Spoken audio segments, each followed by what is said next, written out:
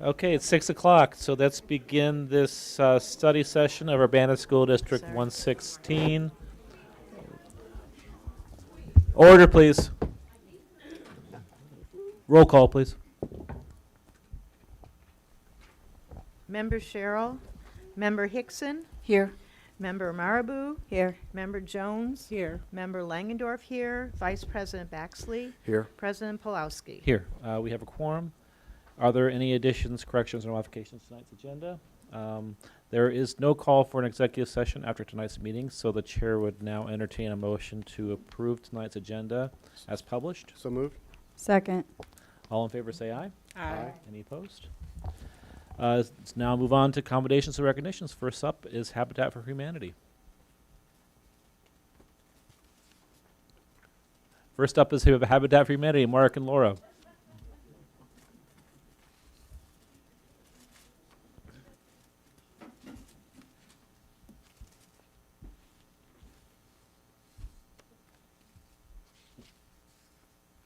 Like that. Did it work? Hey, everybody. So we're here this evening to talk a little bit about our Habitat for Humanity trip that we do twice a year now, actually 2.5 times this year.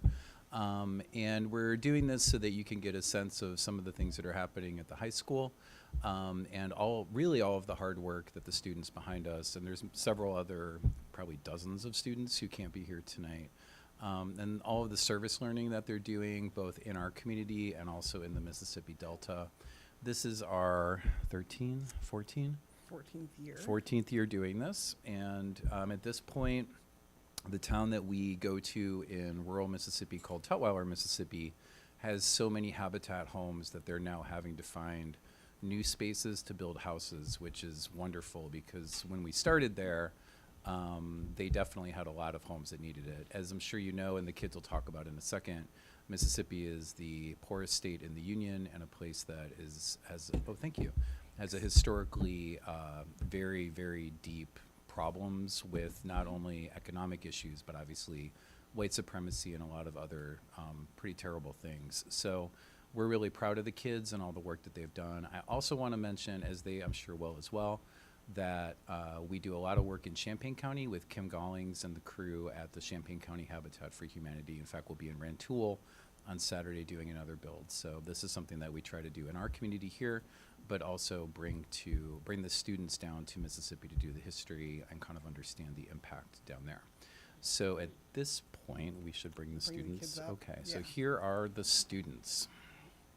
So now you guys walk here. Okay, Beatrice, you're first.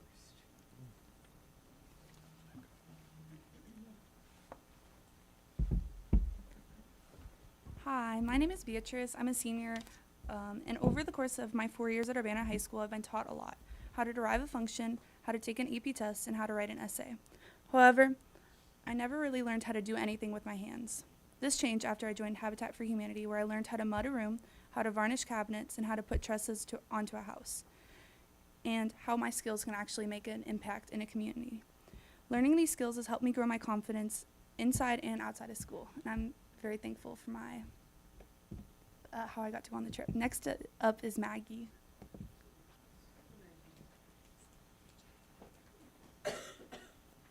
Hi, I'm Maggie. I'm a junior at Urbana High School, and I've been in Habitat since I was a freshman. And as I was an underclassman and seeing these other people go on the trip, I really hyped myself up to go. And I was like, I'm gonna connect with so many people, and I really did. It's really up. The hype is good. And I just think the biggest thing about this trip is just connecting with people from different states, connecting with people in your school, and you just kind of create a little family, and it's it doesn't break. I went on the November trip, and we still all act like a family at school, and I think that's just the biggest thing is learning how to connect with people, which is a really hard thing for a lot of high schoolers to do. And yeah, I think that's the main reason why Habitat is the best.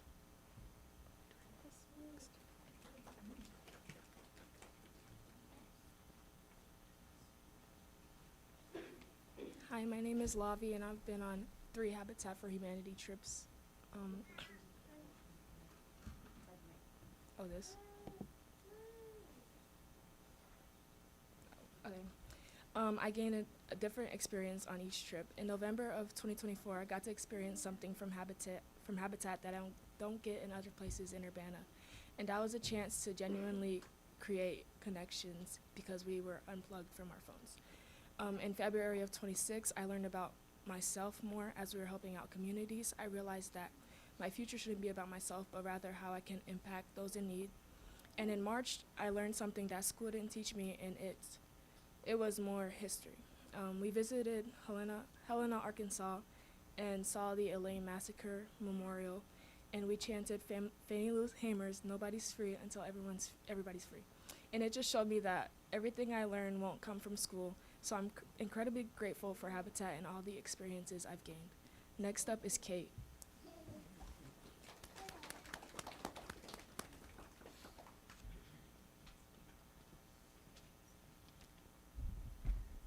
Hello, everyone. My name is Kate, and I'm a senior at Urbana High School. I've participated in Habitat ever since I was a freshman, and I guess what stands out most to me about the group is that, like, the highest level of kindness and acceptance is basically a baseline of the group, because no matter who you are or what your background is or your past experience with the club, it's guaranteed that you'll feel welcome by all participants, and especially the people included with the builds too. And this is largely also due to leaders like Mark, Laura, and Zach Sutton too, who made like the community possible at Urbana High School.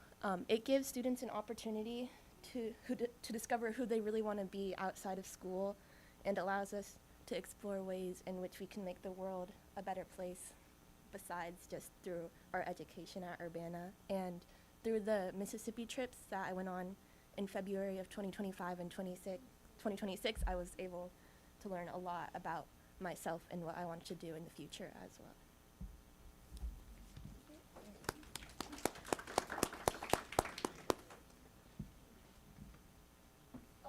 It's crying.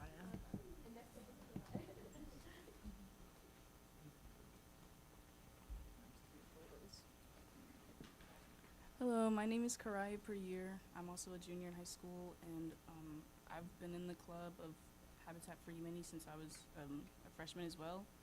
I think being in the club, I really enjoy the opportunities that it gives me, and being able to go down to the south of, being able to go down to the south and seeing like being in the history is like a really nice feeling.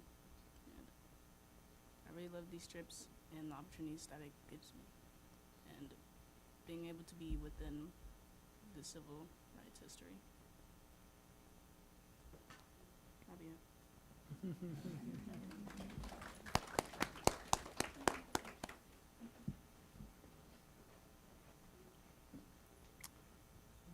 All right, next up is Rissa.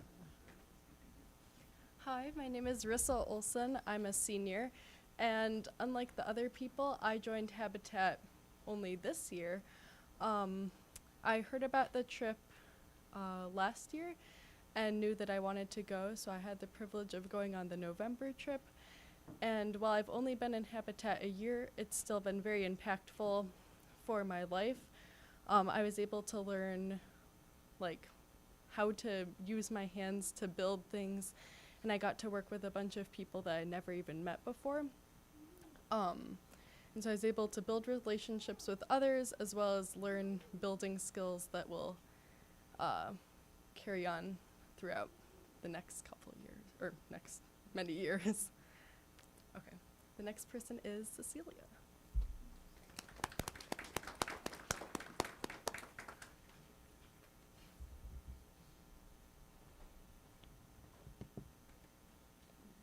Hi, my name is Cecilia.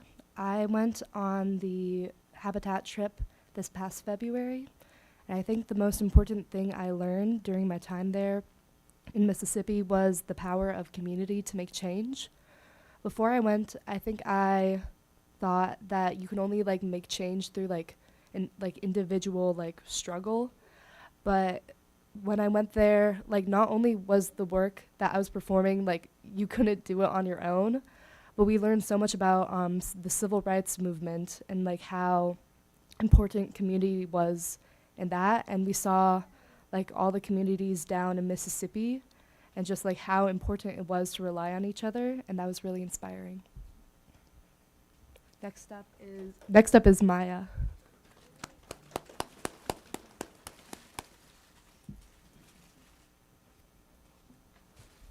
Hi, good evening. My name's Maya Sessi. I'm a upcoming senior next year, and I got the wonderful experience to join the Habitat March trip, and I think the trip was very impactful because I think one of the things that this generation struggle with is sympathy, and personally, when I went down there and opened up my eyes to so many other communities and how there's other communities out there that struggle much more than we do up here.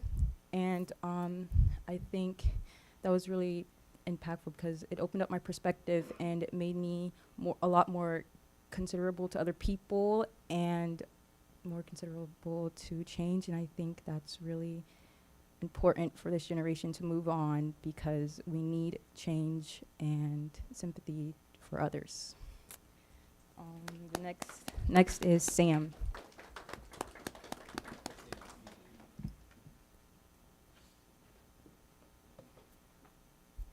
I'm Sam. I'm a senior, and I think these trips are so important to me and so many other people, just because it's so different to experience the types of things you learn about, like in person. Like we went to the Lorraine Motel in Nashville, Tennessee. We also did the Emmett Till Memorial down in Tutwiler, and it's just such a different experience to be there, like in the spot, to learn about the history than just learn about it in a classroom. So I think it's really important that things like these still exist and that they're accessible to as many people as possible, because it's just so important for to live in like history and not just learn about it in the classroom.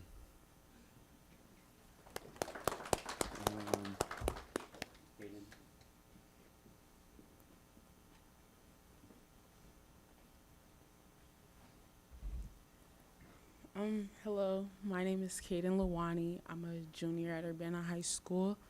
For me, I'd say the trip was like pretty much like life-changing. Going down to Mississippi and seeing different cultures and like the drastic difference in how it is like in Urbana. I'd say I really enjoyed learning like about community. Everybody is just super kind and like open. As well as like the community where we stayed in Tutwiler, like the kids and the going to the schools and working out on the work sites was very helpful, like and insightful to me as well. And yeah, thanks. The next person up is Marina. Bella.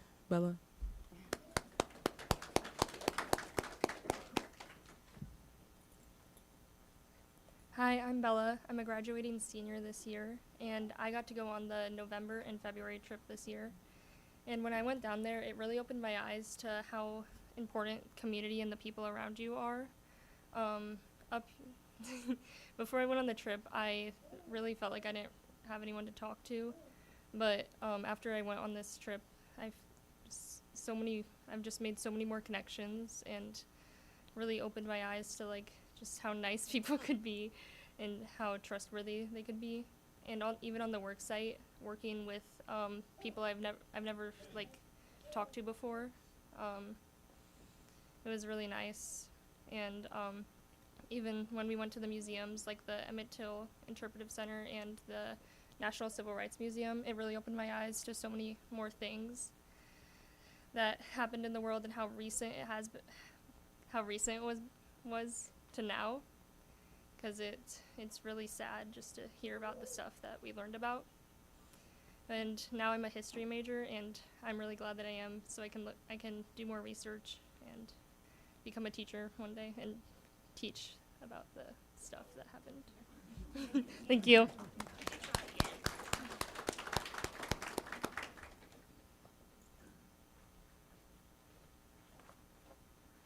All right, I think we don't want to take up more of your time, but thank you. It's important that we can come and show you guys each year what we do. We're really proud of these kids. They're amazing. And all of the students at Urbana could really benefit from this. So the more kids we can get involved and the more we can take on these trips, the better. There's more students here that didn't want to speak, but thank you guys for all showing up. And we've got letters that they wrote, just explaining what the trip meant to them, and I'll leave them with Lori for all of you. So thank you. Thank you all. Yeah. And thank you all for representing Urbana so well. We're really proud of you, and thank you for the reminder of why we all volunteer. Your enthusiasm is really inspiring. So thank you. Next up for accommodations recognitions are our unsung heroes. So this is my favorite meeting of the year because we get to highlight students that make a difference in our world, and we also get to highlight staff members that make a difference. And so before we start our video, I'd like to share a couple of words and introduce some of the folks that are in the room. Unfortunately, not all of our unsung heroes were able to be with us tonight. So in every hallway, behind every achievement, and within every moment of growth, there are quiet forces at work, individuals whose impact is woven into the fabric of our schools in ways that often go unseen. They are the steady hands and compassionate hearts who show up day after day, not for recognition, but because they believe in the power of what we do in education. They lift others when the work feels heavy, offer support when it's needed most, and create spaces where students and staff alike can thrive. Their names may not echo through announcements or headlines, yet their influence is felt in every classroom, every office, every bus ride, and every interaction that shapes the experience of our district. They are problem solvers, encouragers, mentors, and difference makers, often working behind the scenes, but always at the center of our success. They remind us that excellence is not only found in grand gestures, but in consistency, kindness, and an unwavering commitment to others. Because of them, our Urbana schools are stronger, our Urbana community is more connected, and our Urbana students are better supported. Today, we're going to take a slight pause with intention and gratitude to recognize these extraordinary staff members of the Urbana School District. We shine a light on those who have long illuminated the path for others. We celebrate not just what they do, but who they are as people and the lasting impact they make each and every day. Today, we honor the ones who never ask for applause, but have always deserved it. If you are one of our 2026 unsung heroes, would you please stand? Go ahead and remain standing, and I'm going to read Not Everybody Was Here, and I'm going to try extremely hard not to incorrectly pronounce someone's first or last name. And my apologies if I do that. Feel free to interject and correct me. So Ashley Booth is our 6th grade center building operations coordinator. Ashley's in the back if you want to wave. Ashley, back there. We have Joanna Davison, who's at central office, and she's in the accounts payable. We have Jen Musson, who's in the human resources department. Go ahead and wave. Yes. We have Jillian Graves, teaching assistant at Urbana High School. I presume that Aiden Bristow is next to you, teaching assistant also at Urbana High School.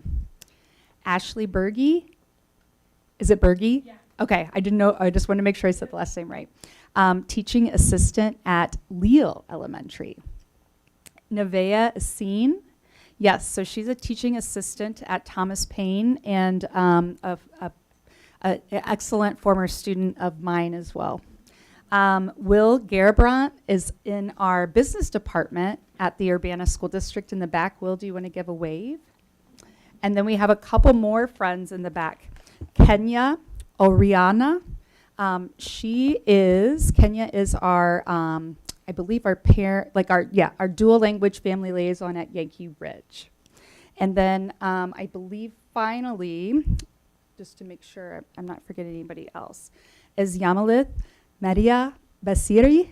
And I really hope I got that right. So she's one of our teaching assistants at the 6th grade center. our bilingual special education teaching assistant. Have I seen everybody that's in the room? I just want to make sure. Oh, no, Tracy Gardner. I'm sorry, Tracy. I didn't see you back there. Tracy Gardner is one of our teaching assistants at Thomas Paine Elementary. Anyone else hiding? All right, now we have a special video for you and for our folks at home. So thank you. Can we have a round of applause for our winners?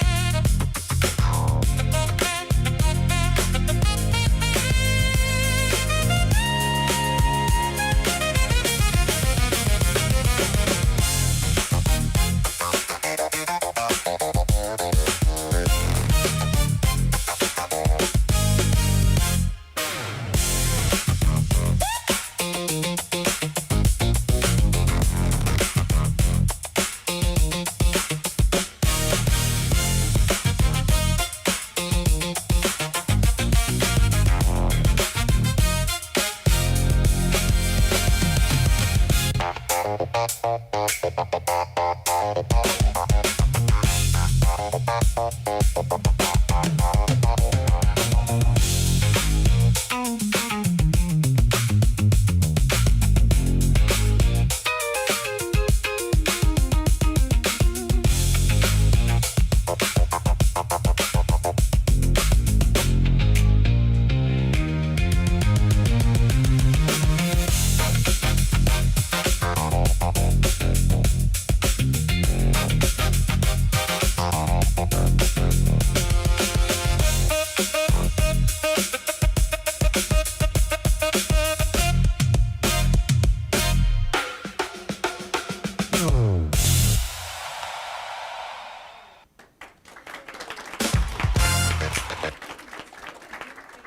then you can go off with your family and friends and celebrate. Do you mind standing kind of right in front of the board here?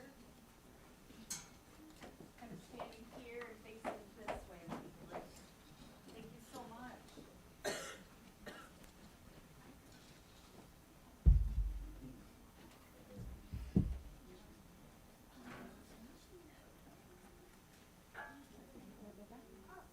Okay, you want to like maybe just keep lines? Yeah, everybody. Can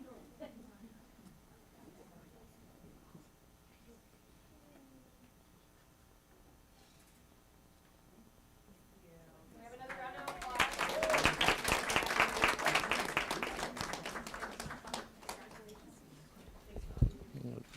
Thank you all.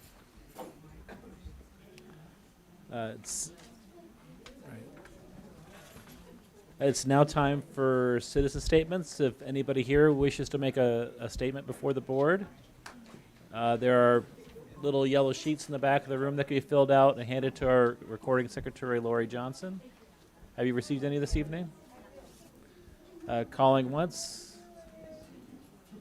Calling twice. All right, no citizen statements this evening.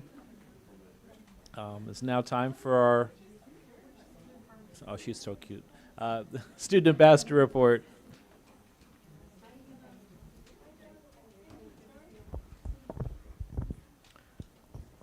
All right. All right. Good evening, everyone.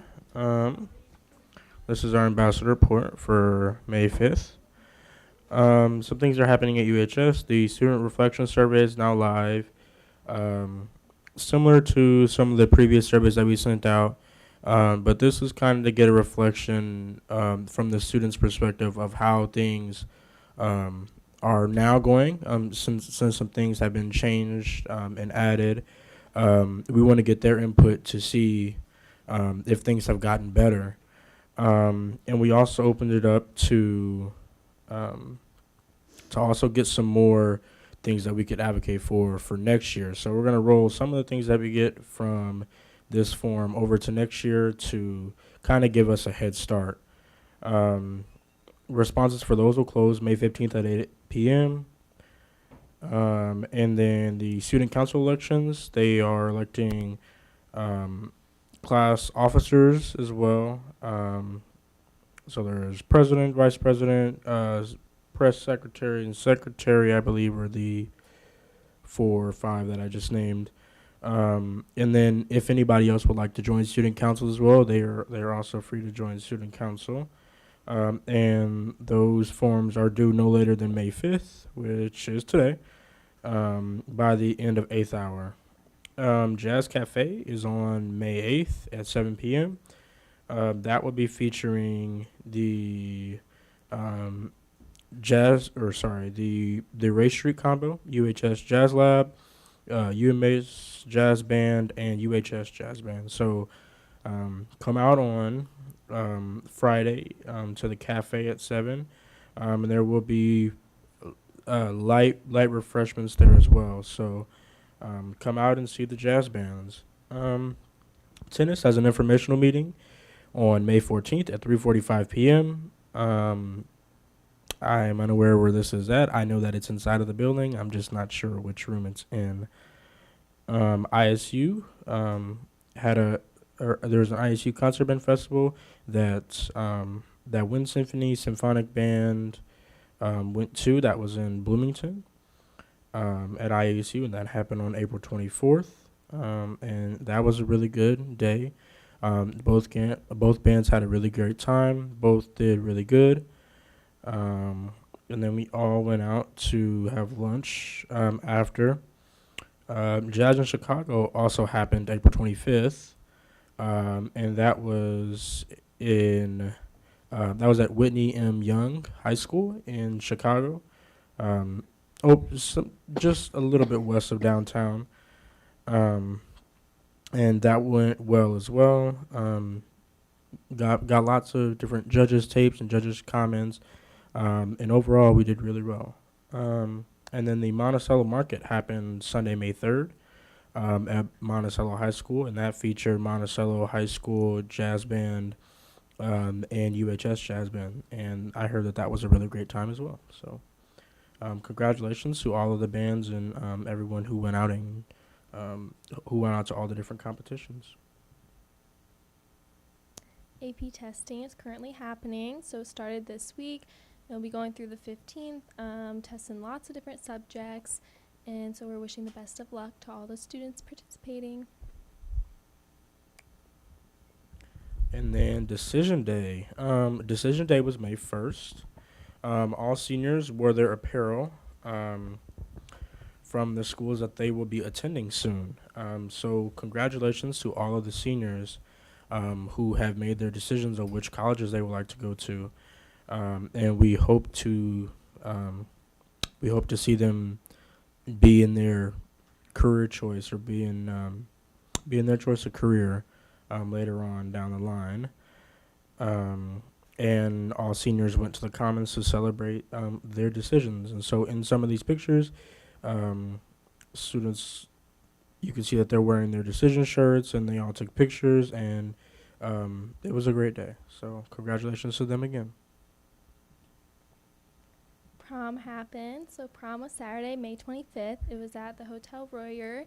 The theme was an old night in Hollywood, and it was a very fun night. Everyone had a good time.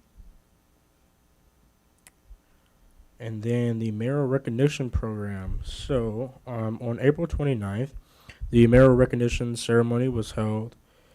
Urbana students have done around 28,000 hours of service accounted for in the Mayoral Recognition Program since 2022. And so students for this completed many hours of community service to be a part of the Mayoral Recognition Program and to be recognized by the mayor. And so we say congratulations to all of the students who have completed their community hours times and have been recognized by the mayor. So congratulations to them. And this is our report. Thank you. Thank you. Thank you. It's now time for board reports. Anybody wish to do a board report this evening? Going once, going twice? Go ahead. Okay. So the mariachis played on Sunday night at the Rose Bowl, and it was really amazing. There were 3 different mariachi groups. You had Mariachi Tigres from the Urbana High School, Mariachi Alma, which was from the University of Illinois, and Mariachi Libertad. And it was packed in there. So I just wanted to say thank you for the community for coming out and supporting our students and our band to help them continue to further their music and help provide money to buy their uniforms and be able to travel and perform more places. So yeah, it was pretty cool.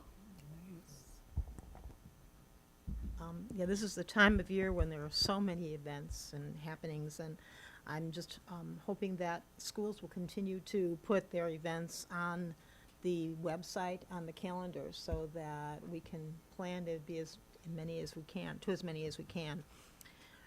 There was Thomas Paine Carnival last Friday. I know Leal had a carnival as well, but I wasn't able to go to that one. I did stop by the Thomas Paine Carnival, and the weather was like tonight. It was just cold, and I thought this is usually an outdoor event, and I hope that it didn't get rained on, but they did a remarkable job just decorating the entire inside of the school and had a lot of fun activities for the students, and a lot of parents showed up as well, and you could tell that they were having a good time as well. Got to talk to a lot of people there, and I'm hoping to return there this Friday to talk to more teachers and see the children too. So the high school musical, which was an unusual musical, I never heard of it before, but the acting and the singing and the dancing, you can tell the students had a lot of fun. So if you missed that, I hope you'll go to future ones, because the students work really hard to prepare for their for the performances.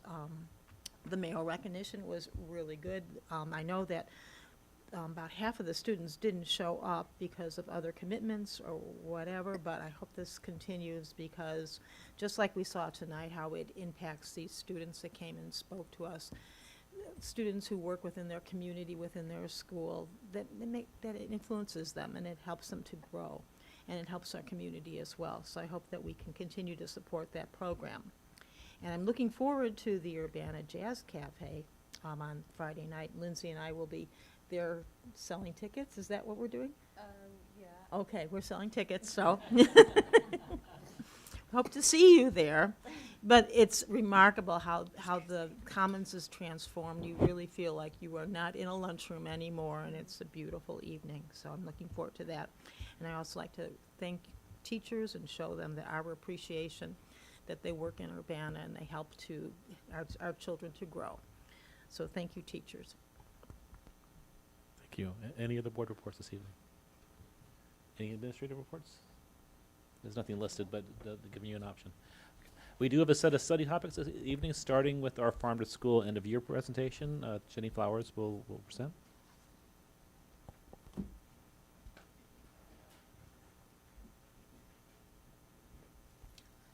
Hello, everyone. All right. I'm Jenny Flowers, the district's Farm to School coordinator. Presenting with me tonight is Hannah Romanchuk from Yankee Ridge. She's a teacher and a garden coordinator there. And behind me, Joan Jack from the high school, and Lisa Stiverson and Tori Harvey from King. They're garden coordinators there.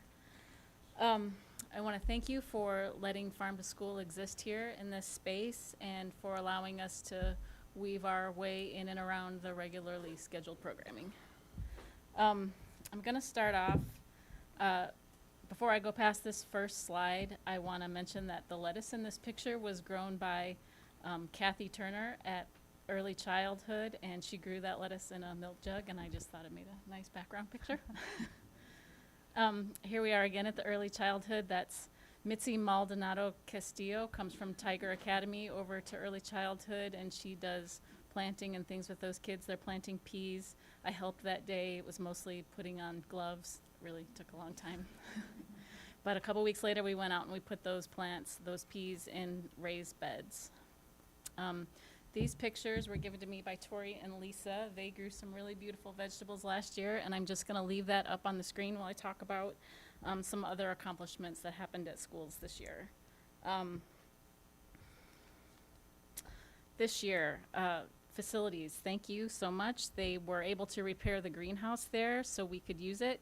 And Janice Knight was able to start seeds with her students, and they had a plant sale, and they sold over $100 worth of plants to fund their program next year. UHS, Joan and her students made 3 new beds. They were able to grow food for the culinary classes. Thomas Paine bought a brand new big shed. They've got a lot going on there. They've got a big garden space. Mostly all the schools have started seeds in their classrooms in some way or another. We have partnered with groups from the U of I to help us build raised beds at our gardens, some fraternities and sororities. 4 of our schools participate in Bugs to School, which is a collaboration with the U of I, where they do soil treatments and then take measurements and look at what bugs are present and what bugs aren't present, and they do activities with the students. They grew okra this past year, and they're going to do it again next year. All of these things. Oh, and we have 10 school gardens, 11 garden coordinators because Tori and Lisa share, and we have 2 new ones this year. We have Candace Cobb over at SGC, and Les Kutz has taken over at DPW. And then I think Kathy is the next slide. Yes. So Kathy Stein is our garden coordinator over at Gerber, and she just got WAND's Educator of the Month for April, and we only have 10 minutes here, so we're going to fly through these slides, but I really want to show this because this really sums up what Farm to School is all about. How do I go back? Do I need to press play on here? I don't know.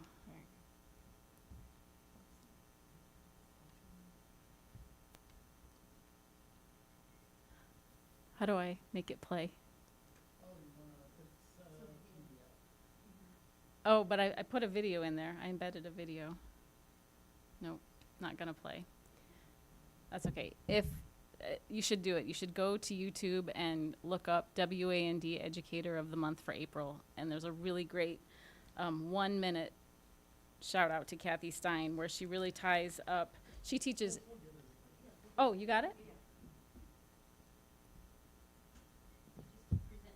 Okay. Well, she really sums it up. And the kids in her classrooms have said how much they love just going into her classroom because it's so warm and inviting. They have plants in every classroom except one that has no natural light. And she's intro to ag and history, I believe. And she just, if she can incorporate growing plants with what she's teaching, she does it. And, you know, she puts it as growing minds, growing plants, it all goes together. And it's really true. Like all of the stuff that I mentioned previously, you know, a lot of people wonder, well, how does farm to school tie into reading and math? And, you know, it really does, all subjects, even PE, like, you know, shoveling compost into a wheelbarrow. Like, you got to have that stamina. There's a reason, and you can tie all subjects into farm to school. We going to do the video or keep going?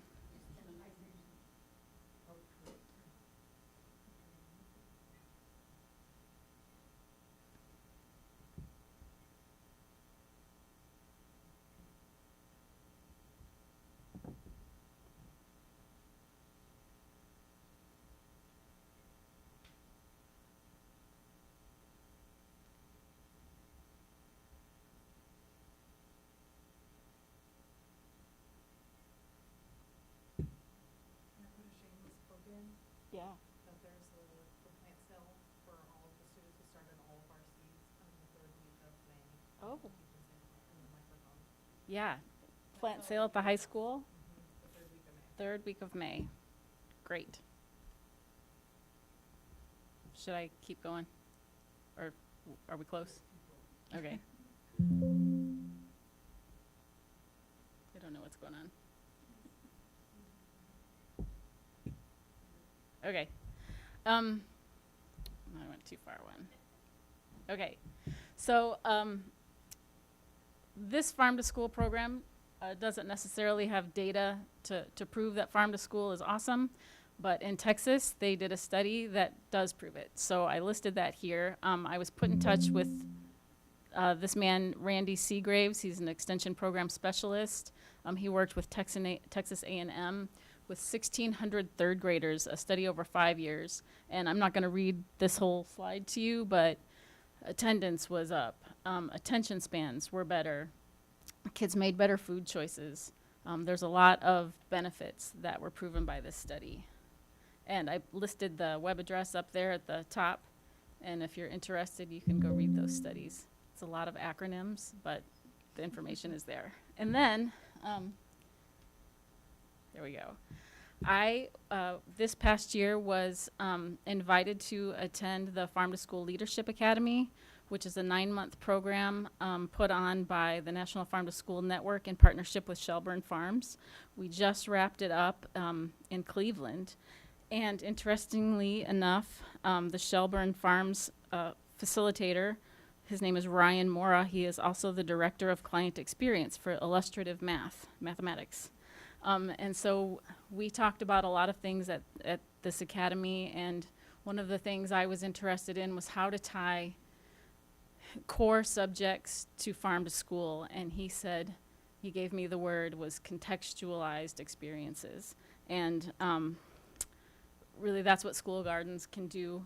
It can be a place to apply all kinds of subjects. Illustrative math for one. I Googled just illustrative mathematics garden, and immediately 4 problems came up that could be shown by, doing work with our school gardens.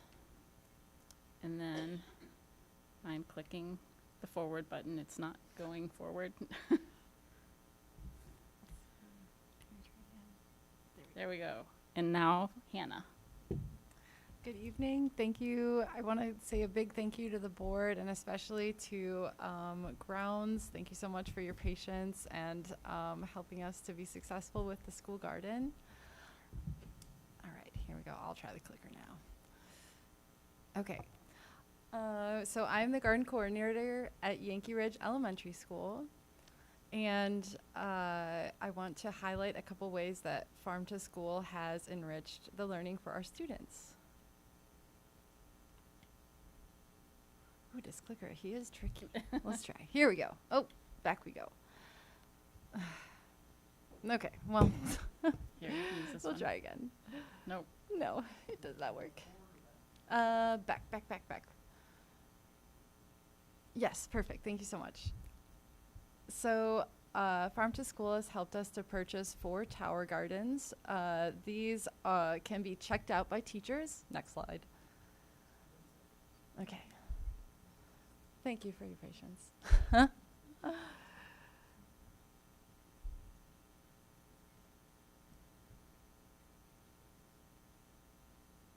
One of the ways that students can engage in learning with the Tower Gardens is they learn basic chemistry because every week you need to balance the pH. And so they get to learn about things like hydrogen and what is acidity and what does it mean to be more basic.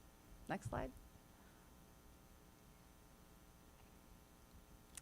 Here you can see one of our first grade classrooms planting their tower garden.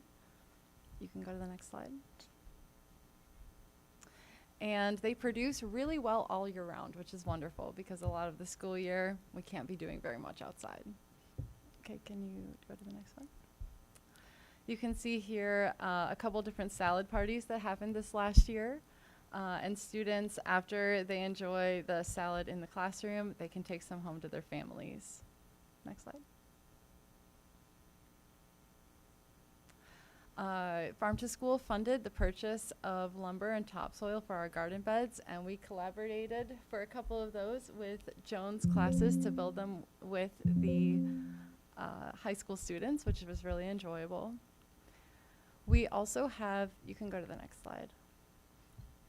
We also have, we've collaborated with the Reading Rally, which is a targeted reading program for the students that score in the bottom 10% of our MAP scores. And one of our partners at Bugs to School, she created some really wonderful lessons that are standards aligned. And I really enjoyed being in the class because I co-taught it with her. And a lot of the students struggle not only with reading, but also with behavior. But because we were doing activities in the classroom that were directly connected to what we were doing in the garden, I saw students who most of the day were receiving like different discipline, or they would have a teacher partner or this or that, but they were engaged and locked in for the entire garden lesson after school. So that was really enjoyable. Next slide. All of the lessons were standards aligned with ELA standards and NGSS standards. And you can see some proud student work up there. They got to learn all about the scientific method. And we designed the lessons thinking about the 4 standards of language learning laid out by WIDA, so reading, listening, writing, and speaking. Classroom teachers also had the opportunity to adopt a garden bed, and they got to go plant it out in their class. Right now we have 10 beds on the south side of Yankee Ridge, and all of them are planted, and classes go out and they observe the plants, and they take care of them, and they learn responsibility. I won't read through all the words of all the teachers that wanted to highlight how much they've enjoyed Farm to School. I did want to highlight Patricia Leon, one of our kindergarten teachers. She said, in our dual language classroom, the garden provides a natural context for students to develop vocabulary in both languages while collaborating and sharing their observations. Most importantly, it fosters a sense of responsibility, curiosity, and appreciation for where our food comes from. So we can skip through these slides. Yep. As you can see, there were a lot of teachers that wanted to highlight how much they've enjoyed the farm to school experience. A couple quotes from students. We have been learning about vermicompost. So they talked about, in garden club, they learned about worm poop. And every morning, I take a group of students out during arrival time, which can kind of be, there's about 30 minutes where some students are waiting for a long time. And so rather than just sitting in the gym, they come with me and we do different things like filling the garden beds with topsoil or planting or weeding. And it's been exciting for me because that specific group of students, there are a couple that have some behavioral struggles, particularly in the morning, and teachers have told me that their behavior is much better when they spend time outside in the garden doing something with their hands before the day starts.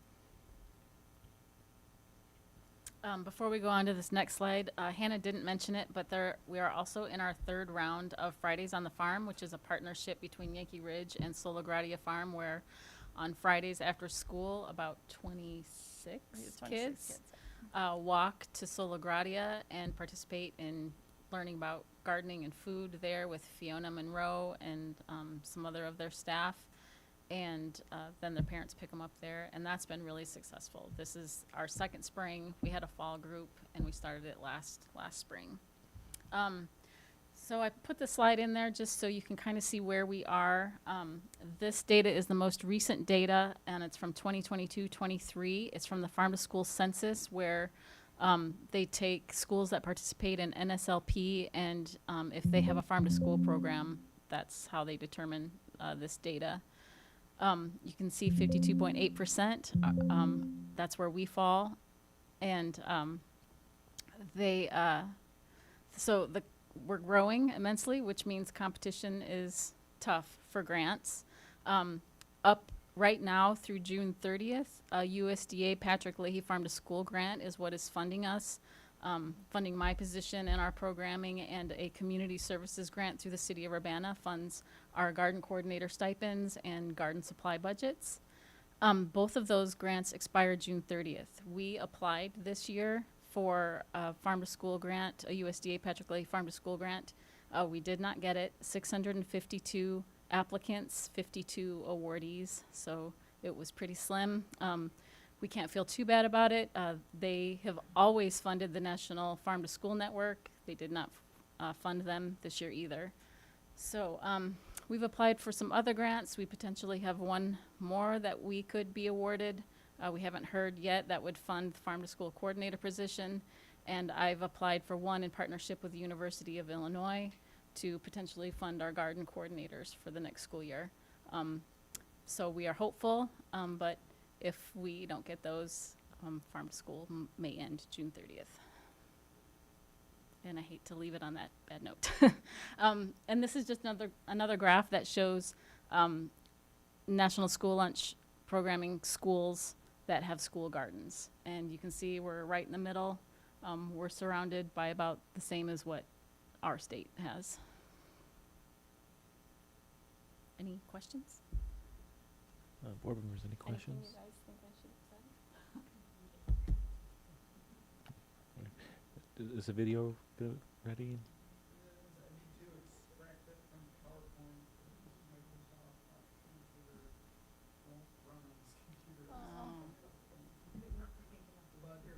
It's on YouTube if you could pull it up that way.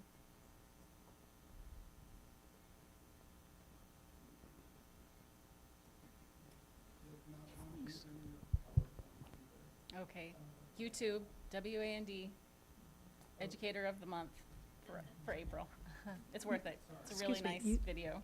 You said you applied for a grant, the U of I, for what department or program or? It was through the Campus Community Compact, so we had to partner with a department at the U of I. We got an agreement from the Sustainable Student Farm, and so the grant would fund garden coordinators, and then help pay for buses and substitute teachers for 3 field trips to the Sustainable Student Farm, one for 6th grade center, middle school, and high school. Oh, I don't know if we'll get that yet. Has Extension ever indicated any interest in helping the community in that way as well? They come in as guest speakers sometimes and do some things with the kids, but as far as partnering on a grant, I've never reached out to them for that. That might be something we could look into in the future. Thank you. Thank you. Yeah, thanks. All right, we have another set of study topics under the theme of board systems and accessibility. First up is a docs presentation from John Gutzmer. So I was just going to give the board a little bit in the community, how we kind of chunked all these together. So several of these topics are things we do at the end of the year, and our June meetings are going to be really full.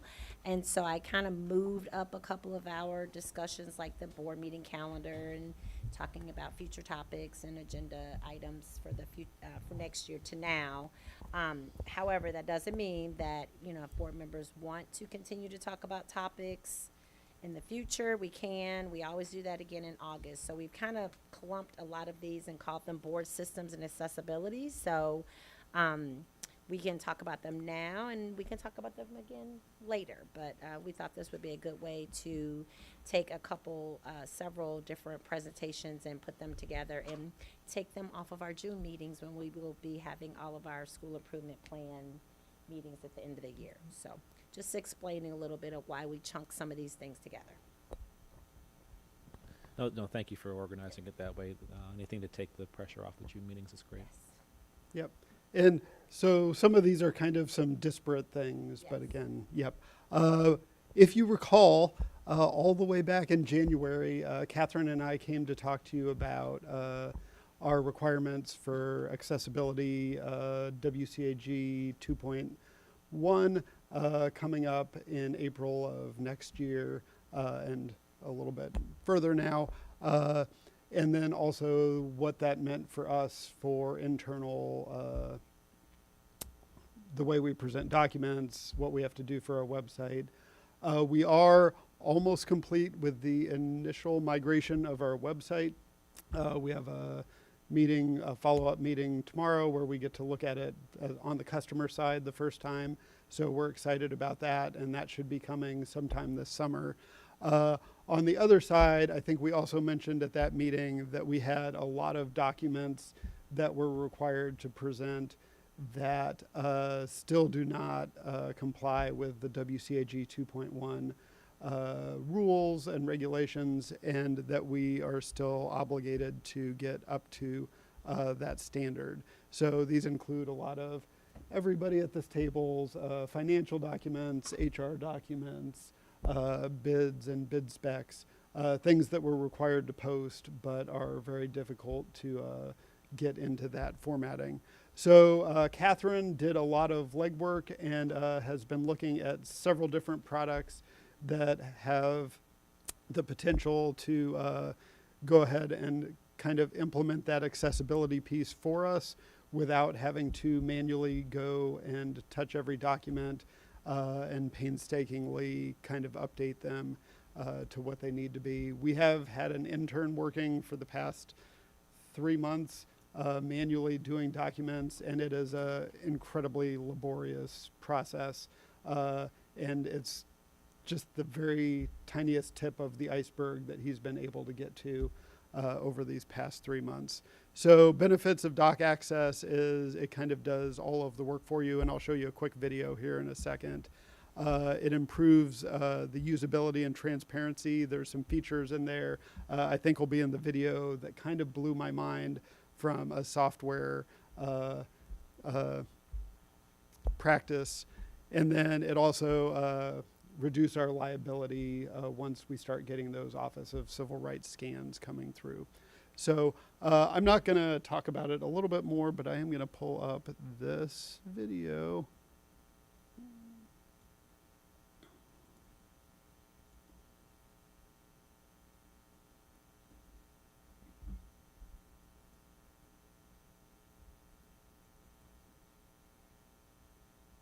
Hi, Mac and Maria here, excited to show you Doc Access, a powerful new tool that makes your documents ADA compliant. Let's take this PDF report on a website. With Doc Access, it's enhanced in groundbreaking ways, ensuring full legal and technical compliance for users with disabilities. Doc Access instantly provides a fully accessible transcript view. Take this complex budget document, for example. Doc Access creates detailed alt text for images and even handles complicated diagrams, like timelines. The document becomes not only compliant, but also mobile friendly, something impossible with a standard PDF. Complex documents become fully ADA compliant, easier to navigate, and understandable for everyone. I mean, I can barely read these historical plaques, but with this tool, anyone can. But Doc Access isn't just about compliance. It empowers your community to engage with your content. Users can ask direct questions like, who was on the budget committee? And Doc Access will instantly answer and highlight the relevant section on the page. With Document Outline, community members can quickly jump between sections, meeting ADA requirements, simplifying navigation of lengthy documents like annual reports, and minimizing scrolling. Doc Access can also translate your entire document into over 150 languages instantly. If someone's native language is Spanish, Doc Access translates all of the content and all of its features, including the Ask a Question tool. Finally, because adopting new technology can feel uncertain, Doc Access offers live assistance. We partnered with Ira, the world's leading visual interpreting platform, to ensure your users have 24/7 access to expert support whenever needed. Thanks. So we're not going to go through that whole video, but there were some things in there. I don't think they got to the part where they had a picture of a graph and it translated the graph picture into a table of the corresponding numbers from the graph with the legend built into the table. It's just mind-blowing to me. So this is something that we are pursuing right now. I think when I talked back in January, I was kind of hopeful that all of the things that are coming up with AI and some of those features would be able to help us mitigate some of the problems that we have, and this is the tool that's the most promising for that. So we also have on the Zoom Cameron, and let me see if I can get him up here real quick. Are you there, Cameron? Yes, I am. How's it going, everybody? Good.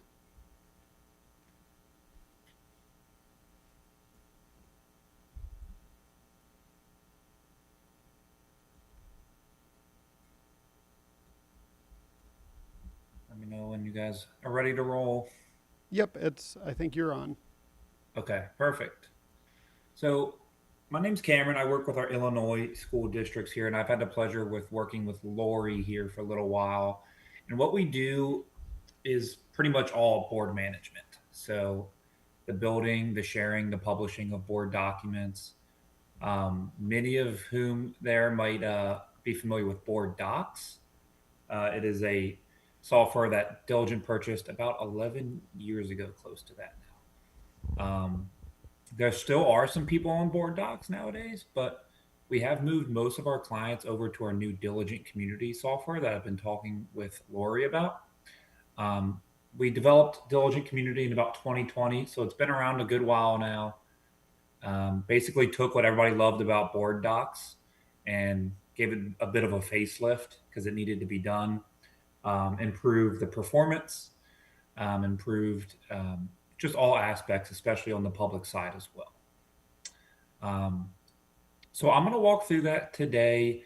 We have about, last time I checked, about 150 school districts in Illinois who use our Diligent community software, and one that's actually pretty close to you guys, Champaign Unit 4, which I had their site pulled up and I'll walk through.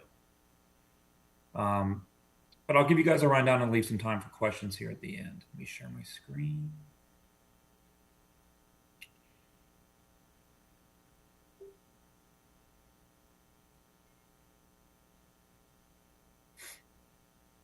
Okay, let me know if you guys see my screen there. Is it We can working see right? your screen.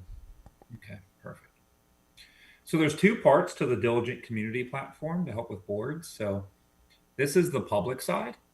The cool part about it is when Lori and everybody on your team over there is building out these documents, it all gets connected to here.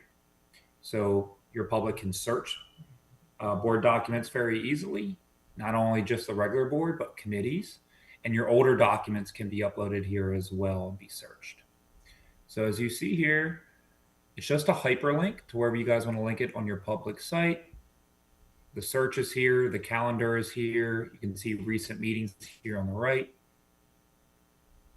And you can also connect videos as well and allow the public to subscribe. Just kind of like a one-stop shop there. So they can find everything in one spot, kind of get them away from that Google Drive and bring all of the content and things they need right here.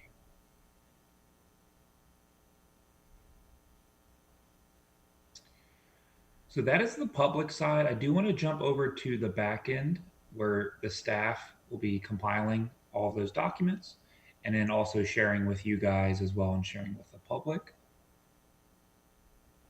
So the cool part about Diligent Community, which is a little bit of improvement from Board Docs, is it is now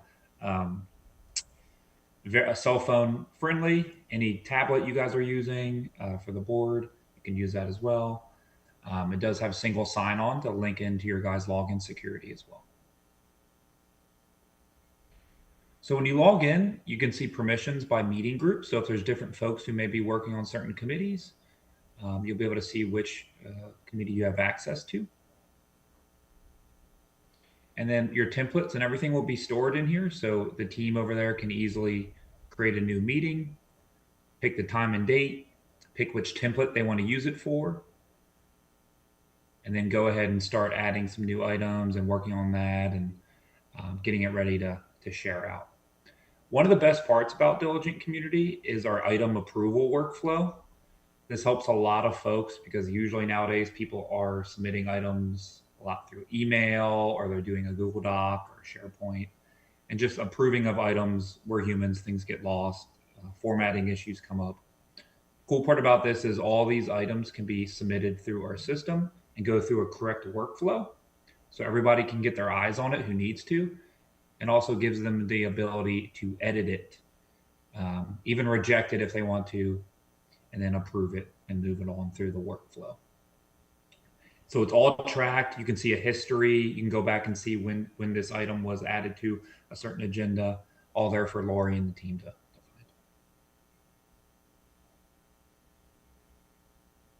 And then we do have the agenda builder here. And then lastly here, the minutes builder, which helps out a lot of folks with building out the minutes, reviewing them afterwards, sharing them with you guys, and doing digital votes as well.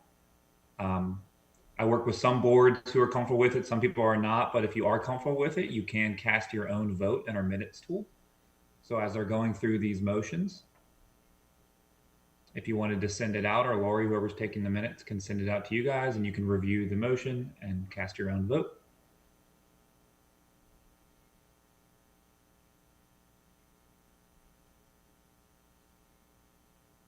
We do have an e-signature tool where you can sign the minutes and share them out from there as well. But for you guys, for the board, I do want to highlight something that would definitely raise interest for you guys, and that would be your guys' view of Diligent Community. So your guys' view of the agenda that's shared with you and where you can pull it up during a meeting, pull up any attachments that you have in it, and also make annotations and some notes in it. Bear with me one second. Looks like my internet connection wasn't the best, but here you go. So what you're looking at is your version of the agenda. Am I still sharing my screen? Yes, you are. Okay. I saw boardroom popped up on the screen. But here's where you share your agenda, and you have the ability to make annotations as you guys like, highlight, underline, everything like that, jump to certain items.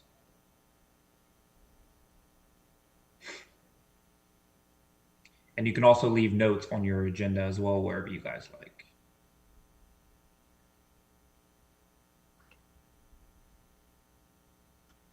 Good thing about it is Diligent Community is built to be fully compliant with open meeting laws, so you guys cannot share notes amongst board members. These are individual to you, you're individual to your login. Even Lori and the other team cannot see these notes. But these are stored for you, so you can come in here and then view and go search through notes that you've made in past meetings. You can download agendas that have the notes or without the notes and everything like that.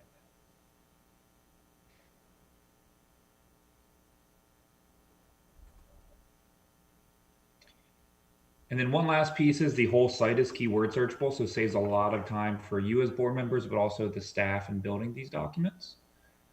So the team can come to here and see file type. They can sort by maybe a Word document or a PDF. They can also do a date range search as well.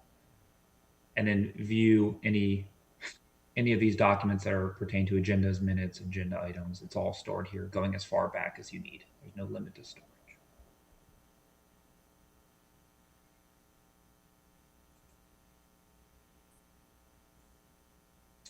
So those are the main pieces I wanted to highlight today.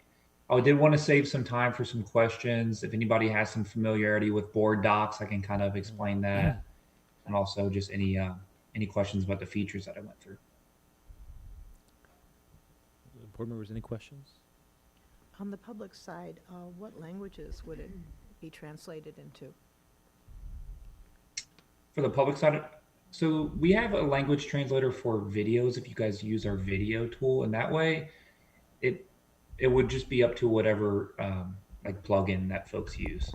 And also, Sherry, I didn't mention it, but doc access gets applied to any of our, which is not what we're talking about now, but doc access gets applied to any of our web content, including if we had whatever board documents system we have, it would get applied to that too, and that same translation available for all of those documents would also be available for whatever board documents we have.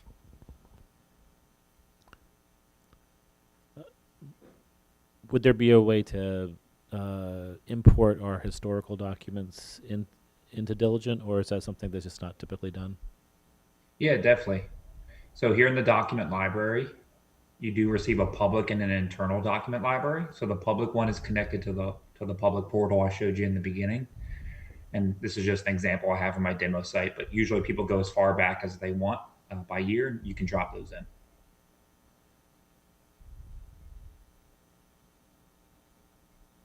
Now you wouldn't have to worry about that with the agendas and minutes that you're building with. Once you start Diligent Community, it'll be automatically stored. But these are just the ones that, yeah, the historical ones that before you start using us.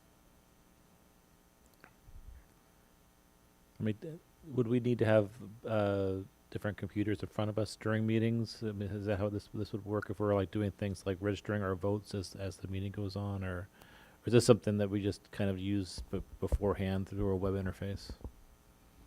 You can use beforehand, during it. For the board member of you guys kind of mentioned about the digital voting tool. You can allow that.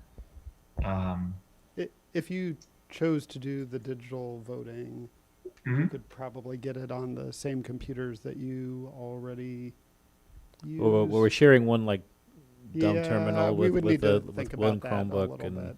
yeah. But were you, Lori, did you want to talk about diligent voting? No, I didn't intend for everybody to have, that's an easy enough thing for me to be over here to click, click, click. Yeah. Yeah, I will say like 80% of the clients don't use the digital voting. It is there, but it's this board secretary or whoever's doing it takes it just because it's simple like that. But it is an option. Any other questions? So, I mean, Cameron probably isn't the right person to ask, but if we negotiated what a contract could cost, or be the process of doing that? Yeah, I shared a proposal with Lori. We've been discussing. Okay. Oh, Lori has those at her spot. Sorry. I always ask about money. Sorry. Well, sorry, yeah. So Cameron, and please correct me if I'm wrong, but the Diligent Community, just for the basic, is $6,000 per year. And then if you do the committee manager, which would be, you know, that allows 5 committee groups or 5 committees. That's 2,500 per year, so we're at 9,000. And then we can, and any additional over 5 committees is an additional 1,000 for 5. It's a pack of 5, so we can go up to 10 right. for an extra 1,000. Correct, Cameron?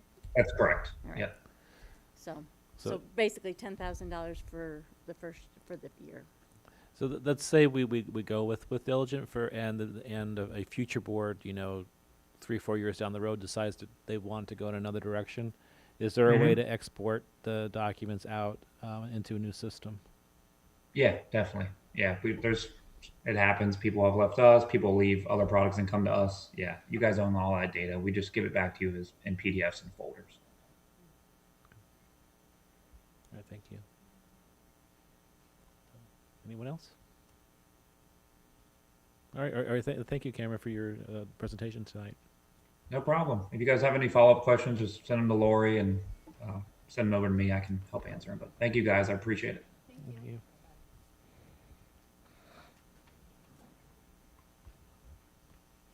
So we didn't put that on as an action item, correct, for tonight, and we wanted to bring it for you to consider. Lori can share the proposal via email with you. And so if it is something you want to consider, I should have asked him this before I'm assuming it wouldn't take long to build the back end of that, right, John? Like if the board did decide? I should have asked him that. Okay.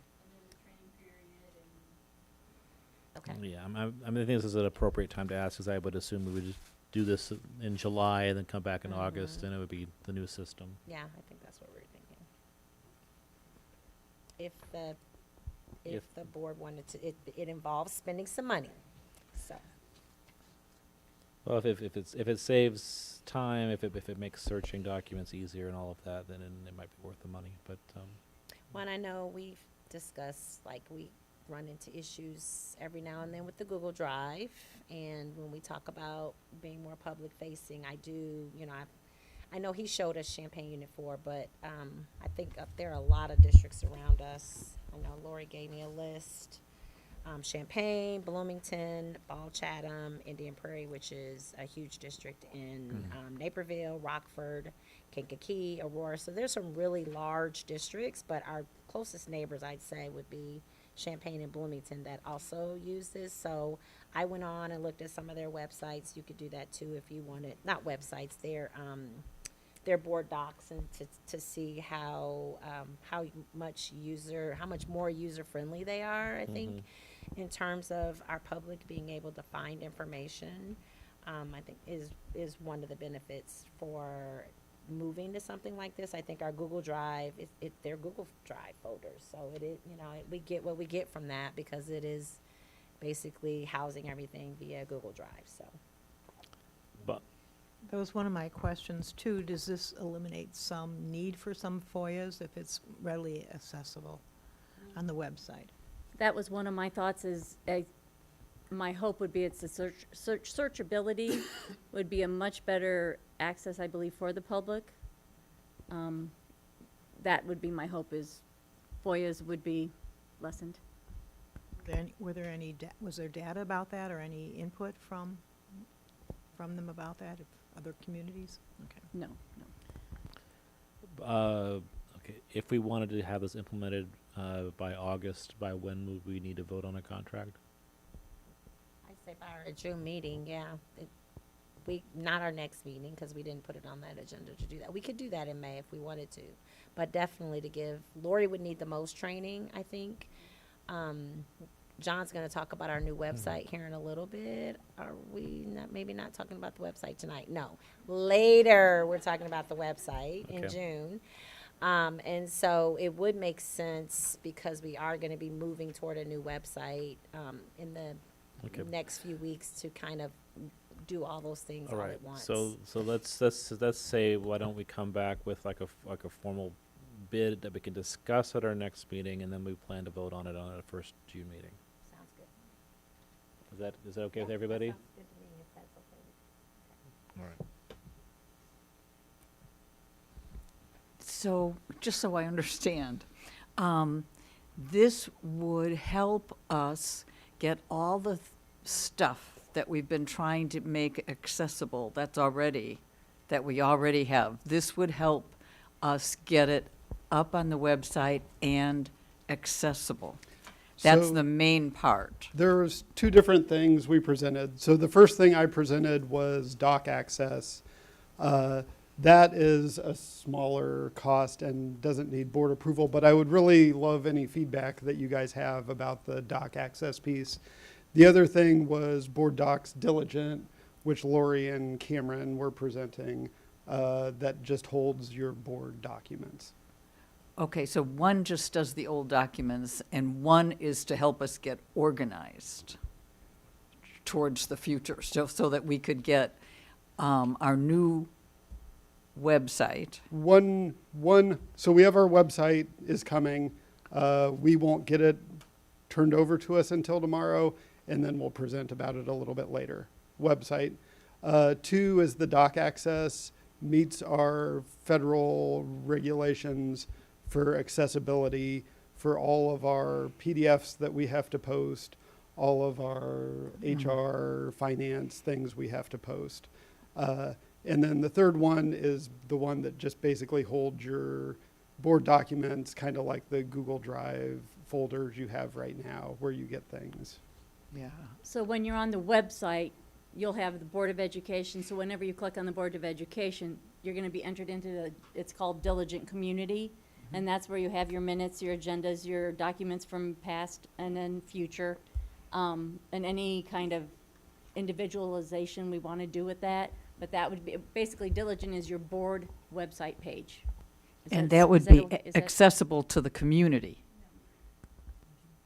Yeah, it would be like our page we have now, yes. If you like take notes on your agenda and stuff, that's only accessible to Okay. you. Yes. Right. Oh, right, that So, part. like, And then, yeah. and I guess how long would those be kept? And I emailed him that question and he said, because I said, what if the board member goes off the board? He goes, easily, your notes and everything stay with you until you're a board member. Once you're off the board, they just delete. Okay. Yeah, no, I realized that my personal stuff would not be open to the community, but it would be more accessible to the community as a whole, and it would be searchable. Having it searchable would be great. Yeah. Well, I mean, we all can go to Unit 4 website and because they use this product, and we can as a member of the public, see what's accessible to us, right? So. Okay. Sorry, I just need. No, these are all the You're- questions. yeah, It's a good lot of money. questions. Yeah, it is a lot of money every year. Right, anyone else? Okay, so this will come back for future discussion and then a subsequent vote. Okay. So next is our, we do this a couple times, but this will be our first conversation around planning for 26, 27 agendas, and specific topics that the board would like us to consider for next year, so we can start planning ahead now. Yeah, go for it.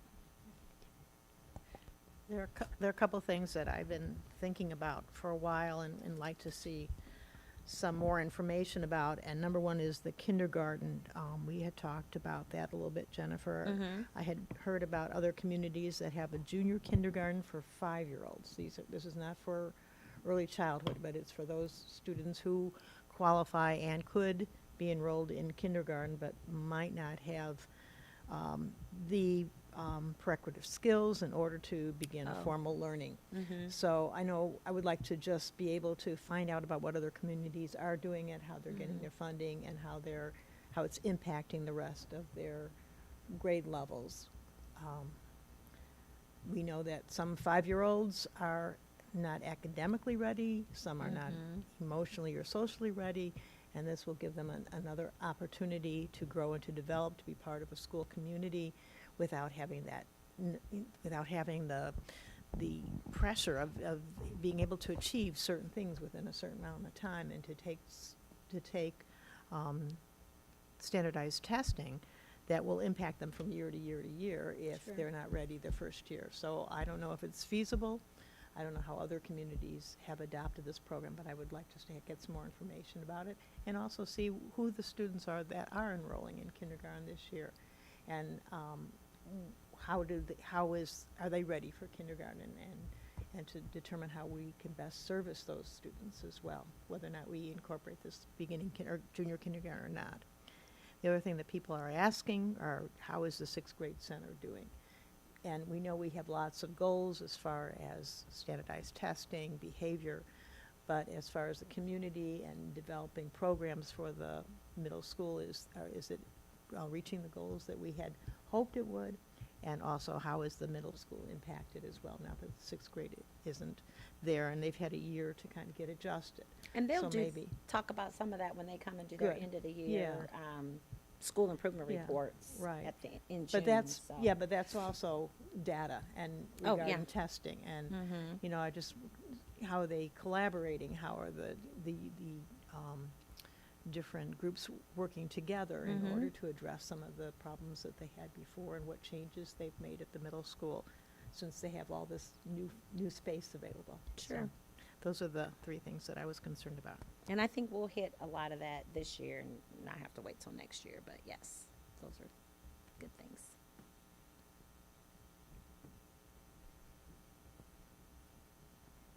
Jennifer, I know you sent a couple. Were you gonna share yours tonight? I just thought since I sent them to you. Oh, well, No, we can discuss them here if you'd yeah, like. you can discuss, unless you don't want to discuss them. I have them in writing. Okay. No, that's fine. I Yes. just thought That's fine.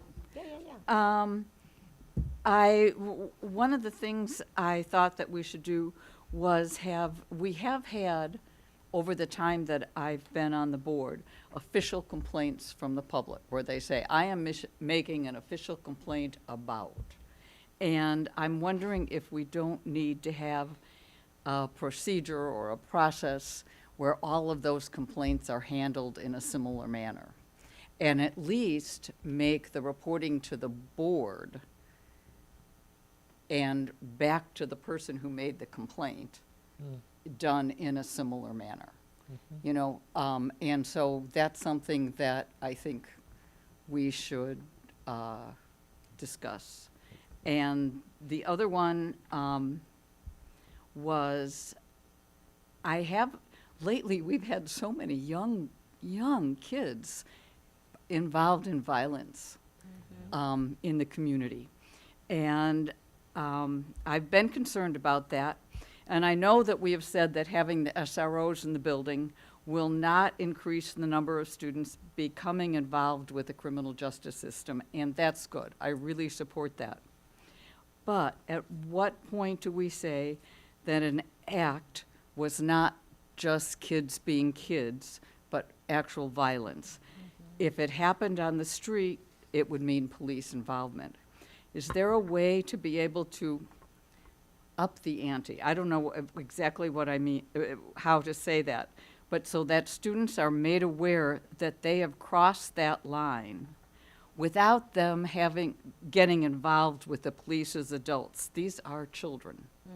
I mean, I don't mean anything bad, but Yep. I view. No, But I do believe children should be treated as children and never be tried as an adult. I'll be honest. We ought to be trying us adults for why this kid is acting like this. But, so too often teens do something and are tried as adults. That should never happen. But educationally, these children need to know where that line is. And I think that we are remiss if we are not fully helping them see the consequences of their actions.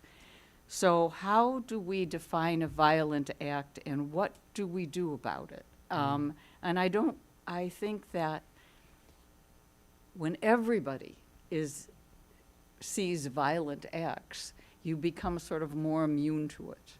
And that's not a good thing either for the whole of society. And it's a difficult question, but I do think that as educators, it's one that we might grapple with.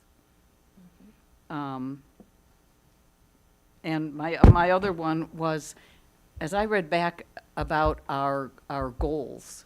I looked back, I had asked last time. Oh, yeah. If the consolidated grant mentioned goals at the beginning, and I said, I didn't think those were our goals. And So those were the strategic plan goals. they were, but they said they were listed as the board goals. Well, yeah.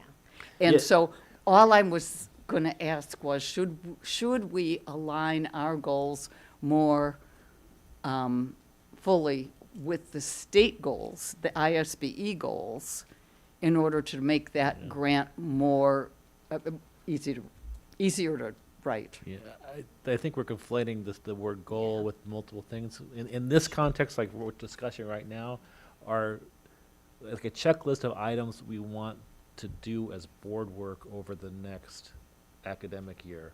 Whereas there are district goals that come out of the strategic planning process, and that's what goes on the report to ISB. Yes, and so, yes, so what, and I have an email that Tanya and I both saw, I sent your email to Tanya and we both talked about it. So for every year that we've submitted the consolidated plan, we have used whatever our strategic goals were, even for our older strategic plan. And if you're talking about ISB goals, their goals are very different because they're talking about goals for the whole state. And so I do think that is a much broader lens for, what we would do in our district. We worked really hard and it took us a long time to get to this new strategic plan. So I do think aligning with our strategic planning goals makes sense. Because it's been a long time coming and now we're here, and I think we have defined some very clear priority areas to work on for at least the next 4 years. So now that we have a newer strategic plan, it made sense to align. So you're right, I think it was just a misprint in terms of what Tanya, how she listed that on that slide. It was our strategic plan goals, not board goals. Okay, and so Because should our board goals then align with our strategic plan goals? And I don't know how often the board changes its And we goals, can I'll write- be and honest. We can look at that, I think, because Yeah. we had our last goal setting sessions with Perry. We've done those in about a year ago. I think some of them align, like finances, curriculum, our programming, dual language. We've addressed some of them. I think have been met. The board's goals, I think, have been met already. There was a very specific goal about dual language. And then some of them, I think, do interweave with the strategic planning goals. So that would be a good topic, I think, of conversation. We could even look at the ISB goals if you wanted to and see if there were some that the board wanted to tease out and say that would be a great board goal for us to have as well. I mean, we could do that. We could do that here. We could do that with Perry, because it has been over a year since we've had a kind of a board retreat goal-setting session. So definitely something we could talk about. That was it for me. Yeah, thank you, Thank you. Jennifer. And I started an email to you about, I agree with a lot of what you said about some of the violence. However, there's some new Illinois juvenile acts and there's new language in, that is coming, that is just things that I'm concerned about, things that happen in the community that bleed into our schools. And there has been a lot of just our middle schoolers have been way more involved in things in the evening than they ever were before. And so I think those are really serious conversations. I've had a meeting with Urbana police leadership just to talk about some of the things that we've heard about that happen in the community. And if there's no nexus to school, we can't really do anything about that, but it's good for us to know about them so we can put supports in place for our students. The problem is with some of the new Clean Slate Acts and Safety Act and the Illinois Juvenile Acts, we have lost a lot of the things in our community that allowed us to take our students to that next level. Like the Youth Assessment Center was a support put in place by the county years ago for if there were, really egregious things that happen in schools, we could then support that family through the Youth Assessment Center. Well, that is no longer, there's no meat or no teeth to that anymore because the police or the school could say, we really think this student needs to have some support from the Youth Assessment Center. Now it's a choice. Parents can choose to do it or they don't have to do it. So there's just a lot of things I think that have happened legislatively in the courts that are tying our hands in the schools, as well as tying, I think, the hands of some of our state's attorney. And it is very muddy. And I had started an email back to you about that, and I was going to send you a couple links, but yeah. So Yeah, I see it as really difficult. yes, yeah. That was one of the things I thought about too, because have heard the state's attorney go into classrooms and talk about the different ways and the different programs that they have before they make that very difficult choice that you're talking about to. So it's usually not the first thing that they try unless it's something so egregious and so Yes, dangerous. for So I sure. think there are different things that they do try to do, and perhaps having the state's attorney come and speak with us as well and present what they're Yeah, what I'm going to they're set up doing. a meeting with her soon with a couple of our administrators to just try to share some of the things, some of the implications I think that we're seeing from the community in our schools, and then just talk with her about, what are some future plans? What are some things that we can do and collaborate and work with her to provide more education and to make sure our students understand some of the things that they're doing. You're making a real choice here as a 12-year-old or a 13-year-old that is going to impact the rest of your life. And so, so those are things that we're talking about too.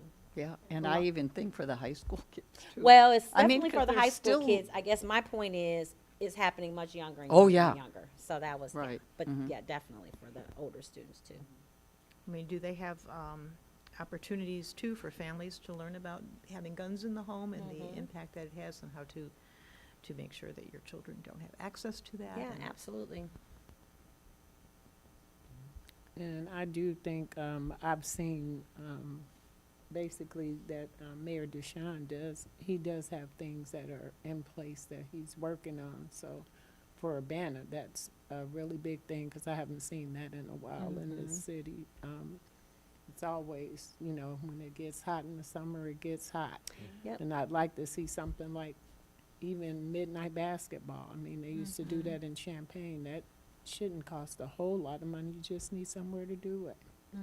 And people willing to do it. That's the other Well, thing. I'm sure there are people out Absolutely. there. I mean, Yes. I know a lot of people that would look forward to something as simple as that, Sure. So, Well, I have a meeting tomorrow with Mayor Williams and Community Coalition Representatives Tracy Parsons, with Dr. Weemelt and I and Mr. Guzman. We wrote a city grant and we wrote another grant to try to do some things this summer to keep our students engaged. And so we have some ideas, and so that we want to kind of work together to give other options during the summer when we're not in session to keep our students busy doing productive things like learning how to write a job application and how do you go on a job interview. So we are having a part 2 meeting about that tomorrow. yeah, one other thing, because I know that, there are spaces like the YMCA, but that's not always, available to all children. Yep. It's out there, yes, it is, but it's not available to all children. Agreed, yes. Other topics now, and Well, so we hired the consultants to help us with the secondary campus planning. Is the output of that, was that going to be basically a list, a tentative list of items to consider that we would need input from the community to prioritize, or what's the next step on that? for the UHS feasibility study? Yeah. So they have met with every department, most of the departments at the high school already, and they are kind of pulling their notes together. They've met with every group in the last few Wednesdays. And they're going to come back and present to the board. I think what their vision for it is bringing back some phased options for the board to consider.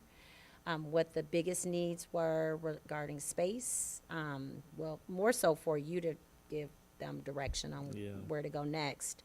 Right now, they are looking at use, they're looking at space, they're looking at enrollment.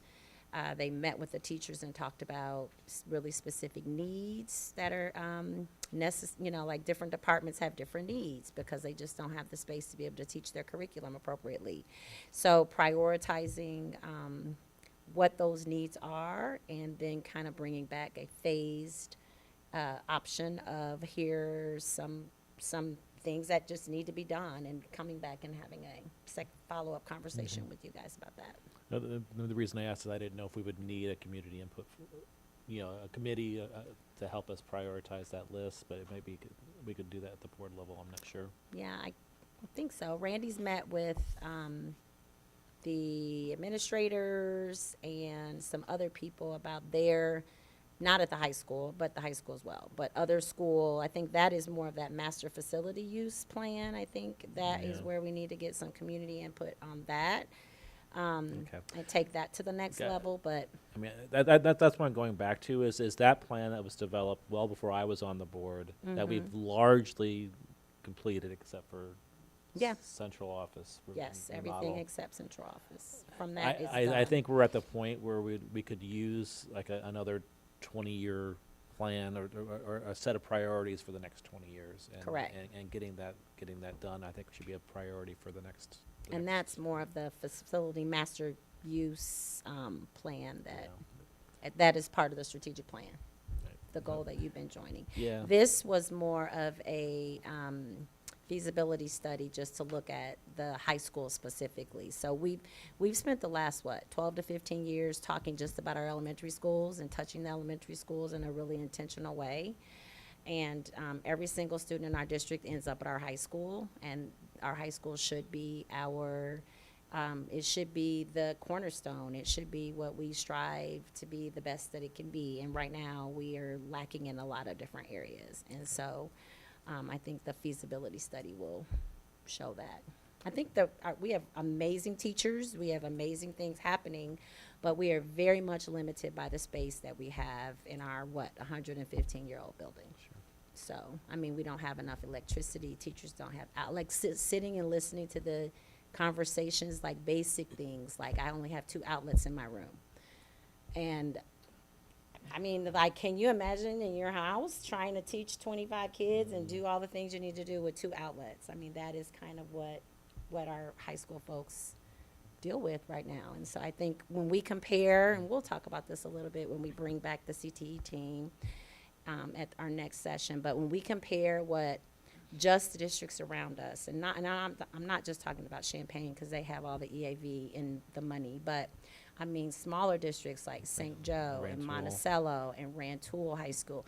When we compare some of the CTE programming and some of the other things that just even some of those smaller rural communities are able to do because they have added additional spaces on to their high school, we are just really not even comparable in some areas. So I think the feasibility study will show that.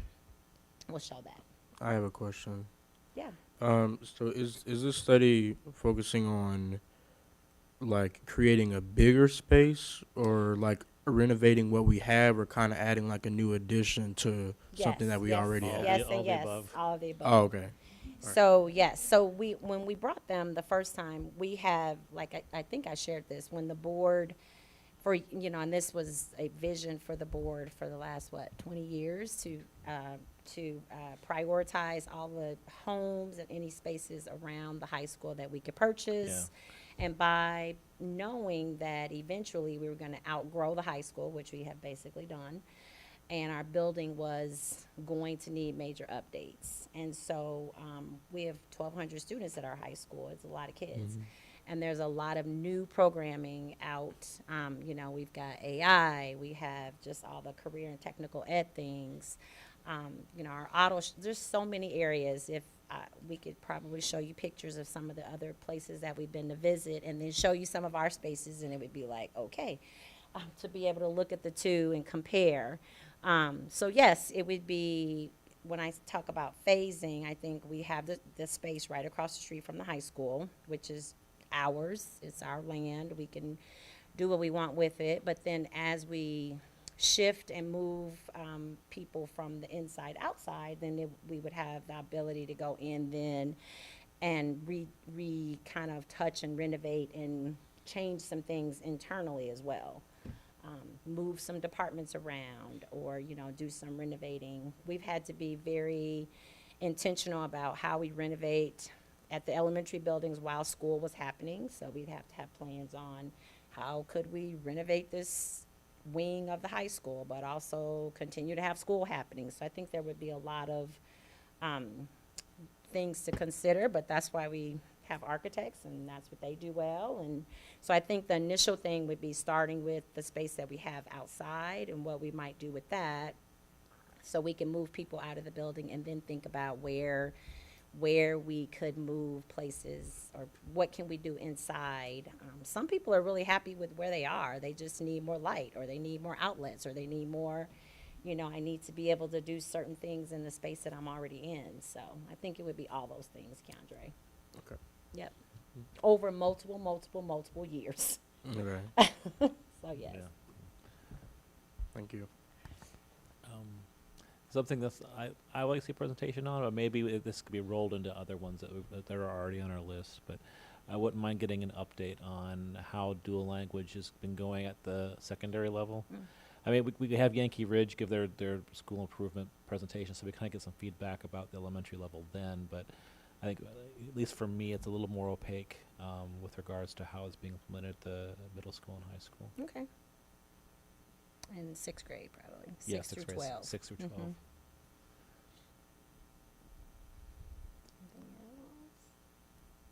Okay, that's a great beginning conversation. Thank you. So we can go right in the calendar. Yeah. Is that okay? So Lori has already made a mock-up for you, which we usually do. That should say 26, 27 at the top. One thing that, after I was working on Press 121, that I saw that we need to change is one of the new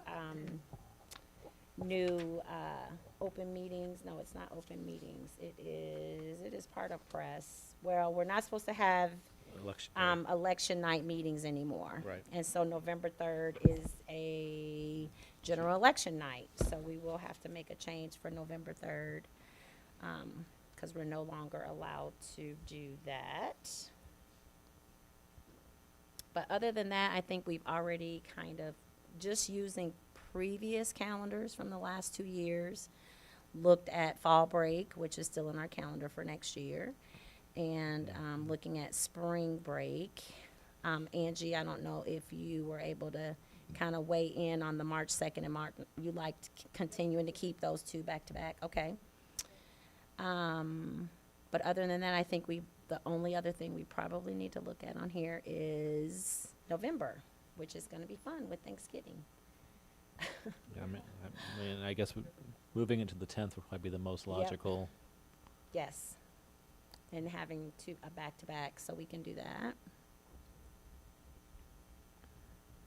I mean, the other thing we always can be mindful for when we look at this at the beginning of the year is making sure we have enough people for a quorum in August. August. If people have known travel plans for that first meeting, to speak up so that we know we can at least get 4 of us. This may be a stupid question, but I understand changing, you change the whole week because you've got the whole week off and, for fall break and spring break. But could you just move it to Wednesday in November? Is that illegal because they're scheduled for Tuesday? It's not illegal, but there are things like the broadcast calendar on UPTV and conflicting with other. Yeah, we don't use UPTV anymore. Oh, we just don't? YouTube. Eventually, Oh, but okay. not live. Well, that used to be the reason. Yeah, we're not live anymore there. I mean, we usually try to avoid Wednesdays in general for school events, just because some people do religious things on Wednesdays, but that's not all. We're not consistent about that either. That's true. I think with both Thanksgiving and that date, I just thought it might be easier for that 1 month, but. Oh, instead of doing The doing 10th. the 10th and the 17th, yeah. Instead of doing the 10th, do the Instead 4th. of doing the 10th, yeah. I may not be available on the 18th of August. Okay, yeah. If anybody else knows of dates they can't make, they speak up now, please. I'm not 100% sure when move-in is. I'm not 100% sure when move-in is for the U of I. Oh, yeah. It's usually before the 18th. Mm-hmm. Move-in day, yeah.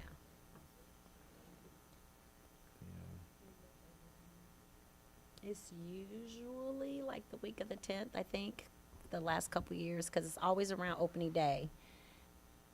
Because the last couple years I've been like juggling it with opening day for my kid. Okay, so it might be the 10th or it might be the 17th. Okay, so we can look at that.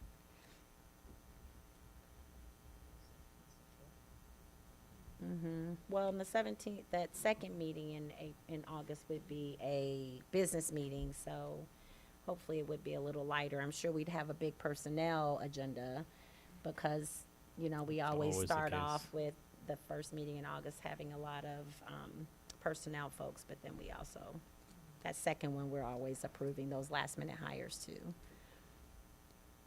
Okay. So when we'll be voting on this? At the on the 19th. And So we'll make that change. it does look like move-in will be the week of the 18th. Okay, the because week of I- the 18th. Yeah, my schedule will go back the 15th. Okay. So we might not have no Sherry and no Lindsay. Well, and I've got a kid's birthday on that date, so I mean, I could miss that, but because he's probably going to be moving into his apartment or something. But Yeah, well, it's a business meeting, so we could keep it a really light agenda with just some, like necessary budget approvals, and thankfully we won't do the budget until September, so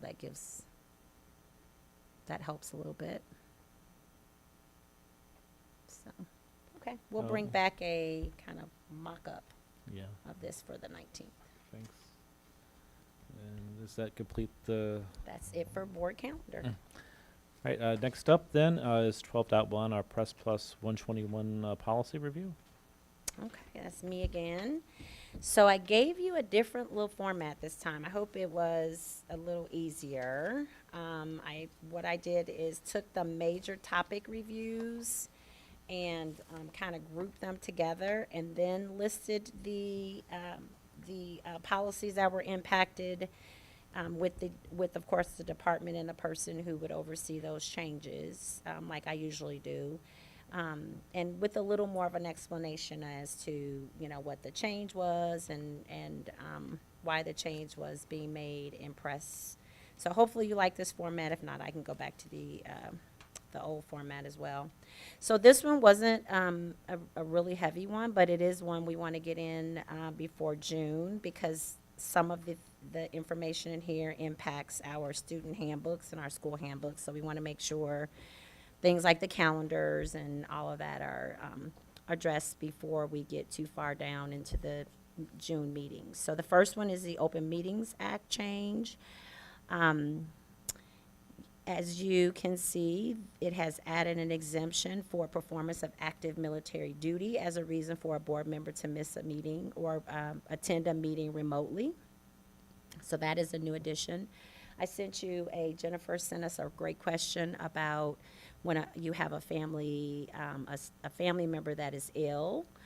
So I shared that with you earlier. That is allowable under OMA for a person caring for a family member who is sick to attend a meeting remotely. So I shared some of the information that I pulled from IASB and the OMA language about that. So board members can do that, and you guys just have to approve it. So, yeah. And also prohibits boards from holding regular or special meetings on election days, which we just talked about. And then next is the Freedom of Information Act changes. So these have already been kind of being put in place by schools. So as I've shared with you before, press is usually a little behind, right? So the legislation changes, We get the changes in school code, and then the attorneys get together, and then they formally, write the press changes and provide them to us. So this has been happening now, John, I want to say, there are a couple of districts who were getting really hit by those AI-generated requests, even one locally around us. And so one of the changes was putting your request in the body of an email rather than an attachment. And then verifying they are a person if a district believes this is not a real person and it is AI generated. So press has provided some language for that. Our attorneys have also provided us some guidance for that. I know Robinson Schwartz wrote for a couple different districts some language that districts can use or ways that they can check to see if a FOIA is AI generated or not. Were you going to say something, John? Yeah, so that for our most frequent FOIA requesters doesn't really help us Doesn't much. apply, yeah. But if you recall, we got a lot of the anonymous ones like a year or more ago with like the kind of fake names. Those are no longer allowed. That's great. Yeah, Yep. it's small steps. The next major area is personnel, and so there are two areas that press addressed that relate to personnel with Press 121. So one of them is if you have employees or if their employer receives a no match letter from a federal agency regarding a discrepancy in the individual's identifying documents. And so if that is to happen, and I don't think we've ever had that happen. Have we ever had that happen, Angie? Not that I know of. Press is recommending that a district should consult their legal counsel, and they will write us a letter and make sure that we're in compliance with the requirements.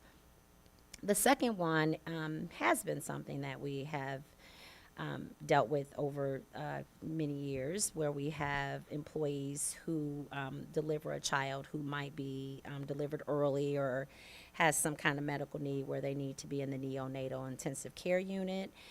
This has now been added as an area of leave in the Family and Medical Leave Act. So in FMLA, our staff members can now request FMLA leave if this is something that they unfortunately have to experience. And then I've listed the areas of our policy that would be changed to reflect those. I heard a question. Okay. And then next is student records. So I think we've shared this, but in the last 2 years, Illinois has started something kind of like the Common App, where, years ago they started the Common App when you apply for college.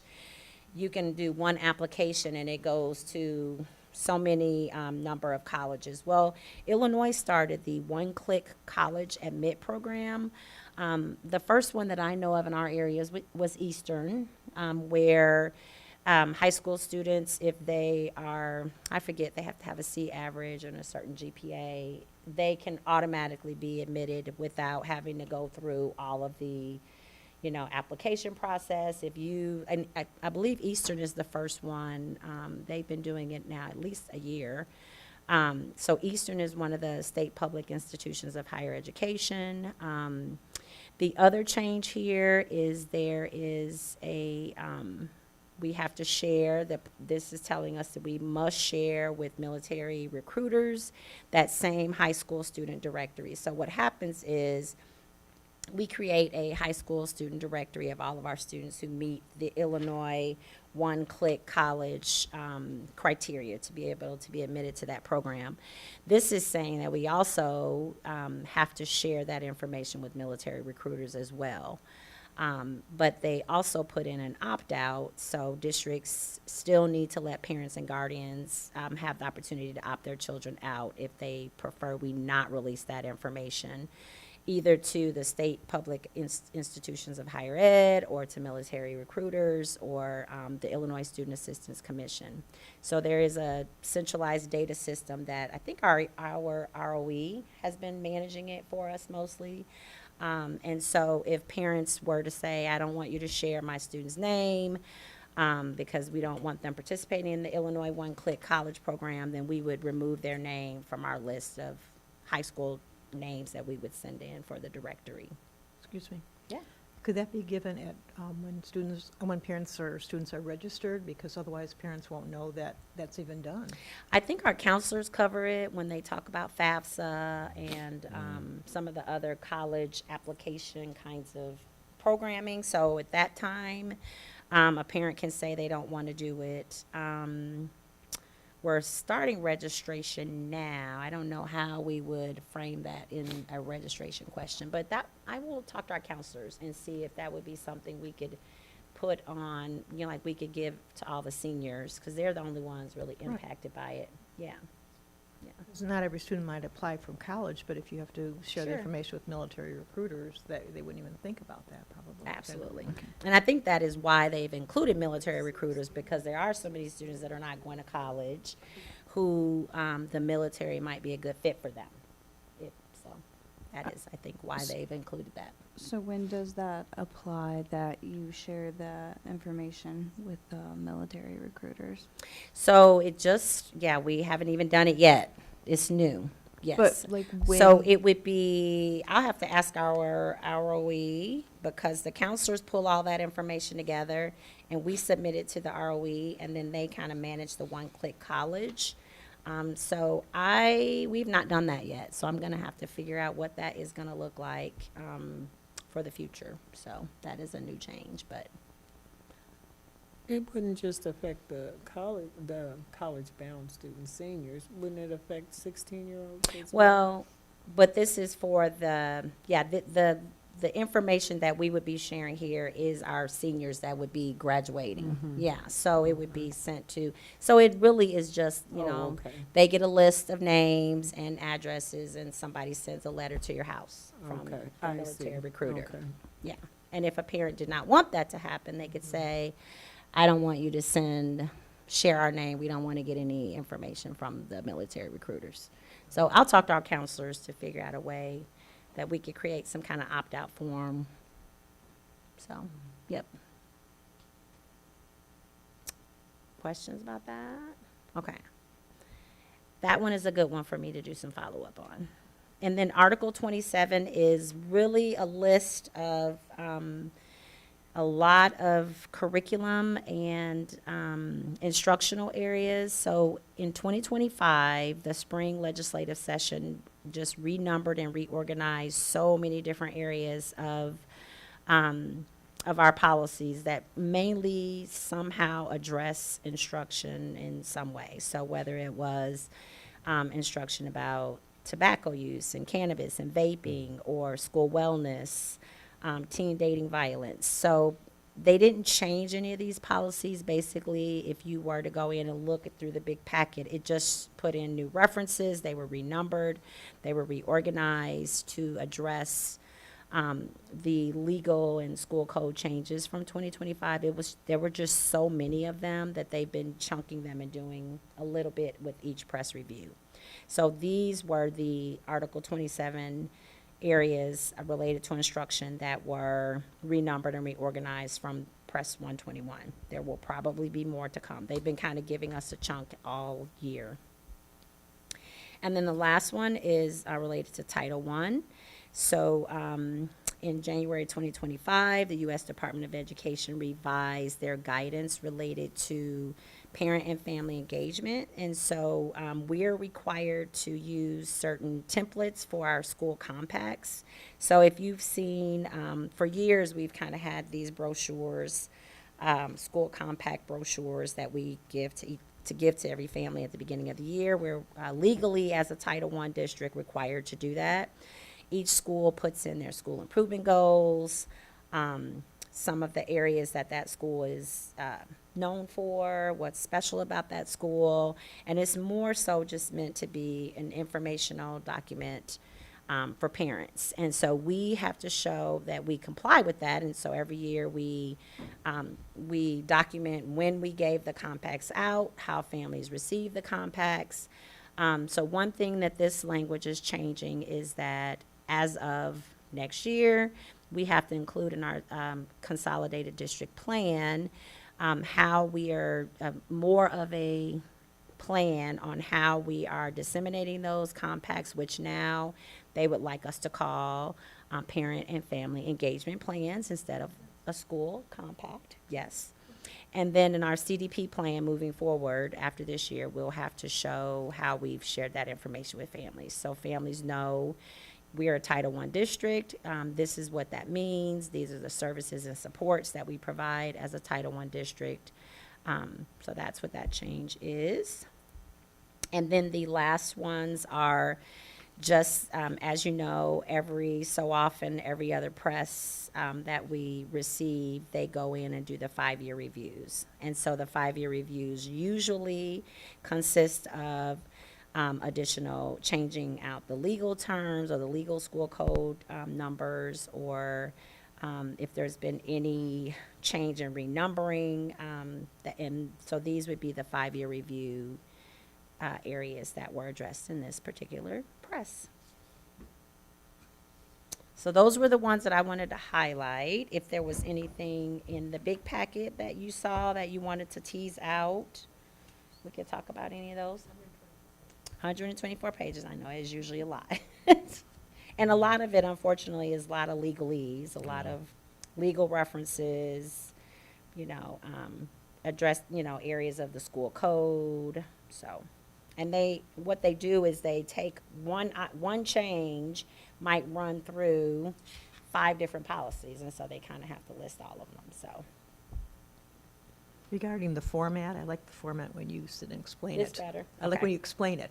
It Yes, doesn't matter how you explain write it, it's yes. just explaining it. is great. Explain it and then put the policies under it, yes.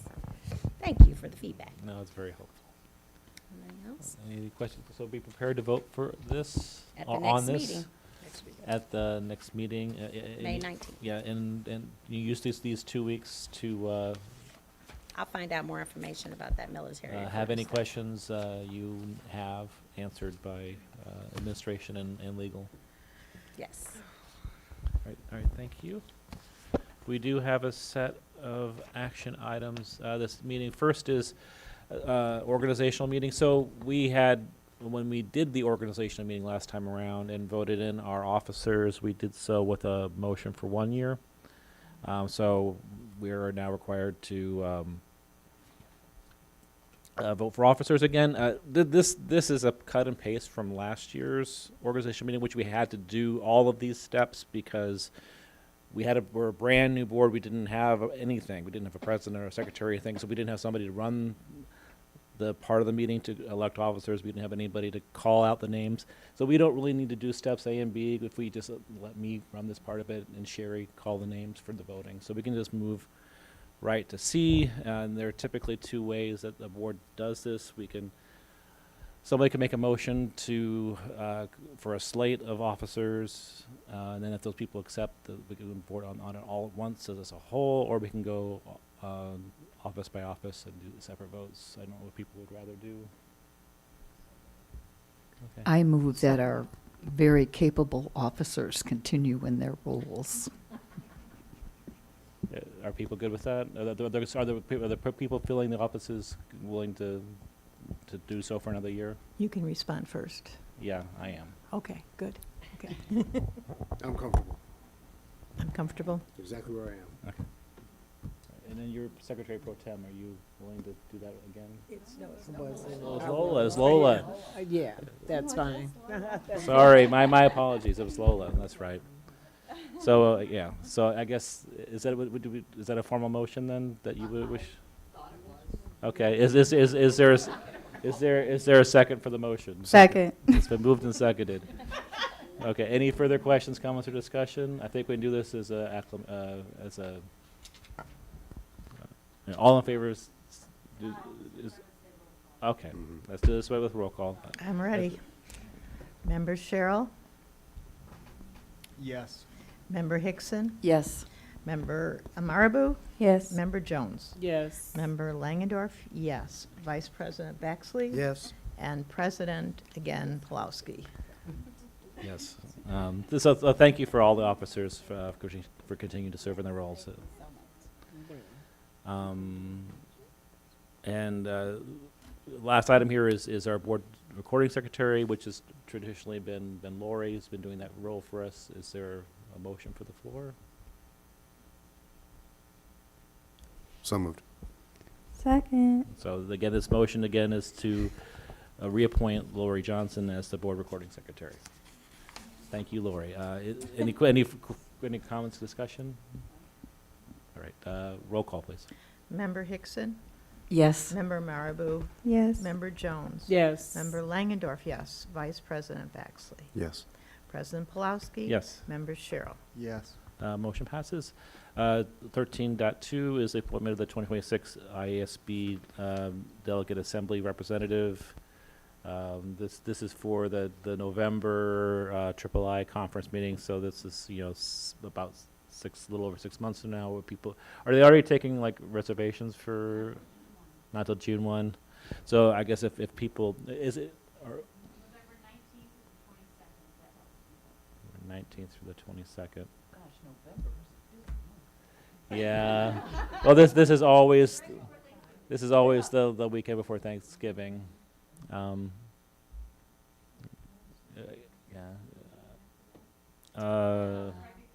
Yeah. Yeah. I mean, I'm planning on going to my last one. Yay.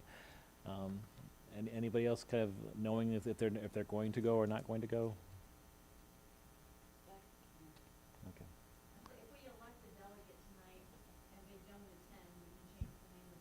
That's true too. So I guess it's down to you and me. Flip a coin. Did you enjoy doing it last year? I've done it for 2 years, and I very much enjoy the discussions. Okay. Would you like to do it again? I would like to do it. Oh, that's awesome.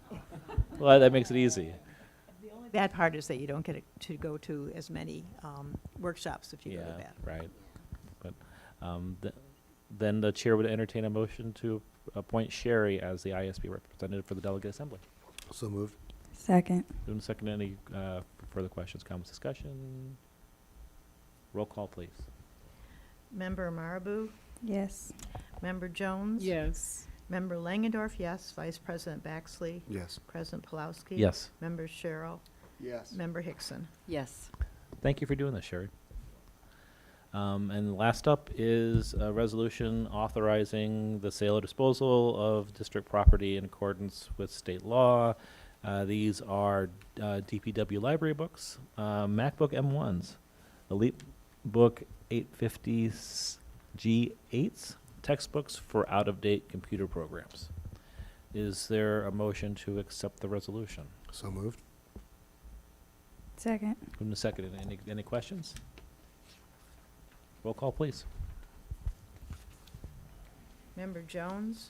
Yes. Member Langendorf, yes. Vice President Baxley? Yes. President Pulowski? Yes. Member Cheryl? Yes. Member Hickson? Yes. Member Marabou? Yes. Motion passes. There is a call for a future special session tomorrow night, an executive session for the purpose of student discipline. A reminder, which four of us are doing this tomorrow night? It's, okay, so, be at central office at 6 o'clock tomorrow, please. Superintendent's report. Okay.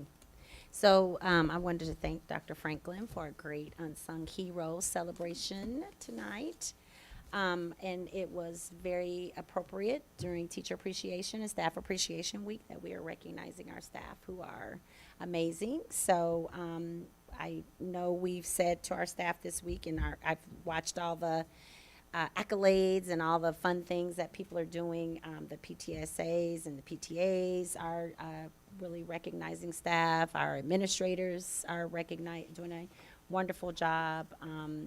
Going above and beyond just saying thank you for all you do, and just really trying to be intentional and purposeful about making sure that we know this is a challenging job and it is a challenging time to work in our schools, but we have some amazing people who are doing a fantastic job. So we have a couple more shining stars that we're going to recognize tonight who are being honored tomorrow. So I have 3 things tomorrow night, so I am not going to be with you at central office. Dr. Taylor will be filling in for me for the the executive session for tomorrow evening. So we are recognizing at the Spring Fling for the CU Schools Foundation. The nominees and awardees from Urbana are Jeff Fuller. He's a teacher at Gerber, an adaptive PE teacher. Luciana Hernandez, who is a social worker, also a parent in the district. She works at UHS. And then Heather Nolan, a UECS, longstanding UECS teacher, who's also a parent in the district, I believe, too. They'll be honored tomorrow night at the CUSF Spring Fling. So congratulations to Jeff, Louisiana, and Heather. Kindergarten open houses start this week, so I will also be at Leo tomorrow for a little bit, welcoming some of our new kindergarten families to the district. And Thursday night, we have some other folks that are going to be there because we'll be doing strategic planning, several of us. And then Yankee Ridge, King, and Thomas Paine are next week. So we're really excited to welcome our future Tigers, the class of 2039. Woo! Yes. Crazy. Graduations and promotions. So I think everyone has responded to Tamara, right, Lori, that intended to? Okay, so graduation is the 21st. Okay, so if you intend to go to adult ed, let Lori know because they do like to have a space for you on the stage. That is another fun evening. And it's the night before, so it's on the 20th. And it is usually in our high school auditorium. Middle school, 8th grade promotion is May 27th. If that is, I think those invitations have gone out from the middle school. If not, if you're interested, just let one of us know and we'll make sure they have a space for you.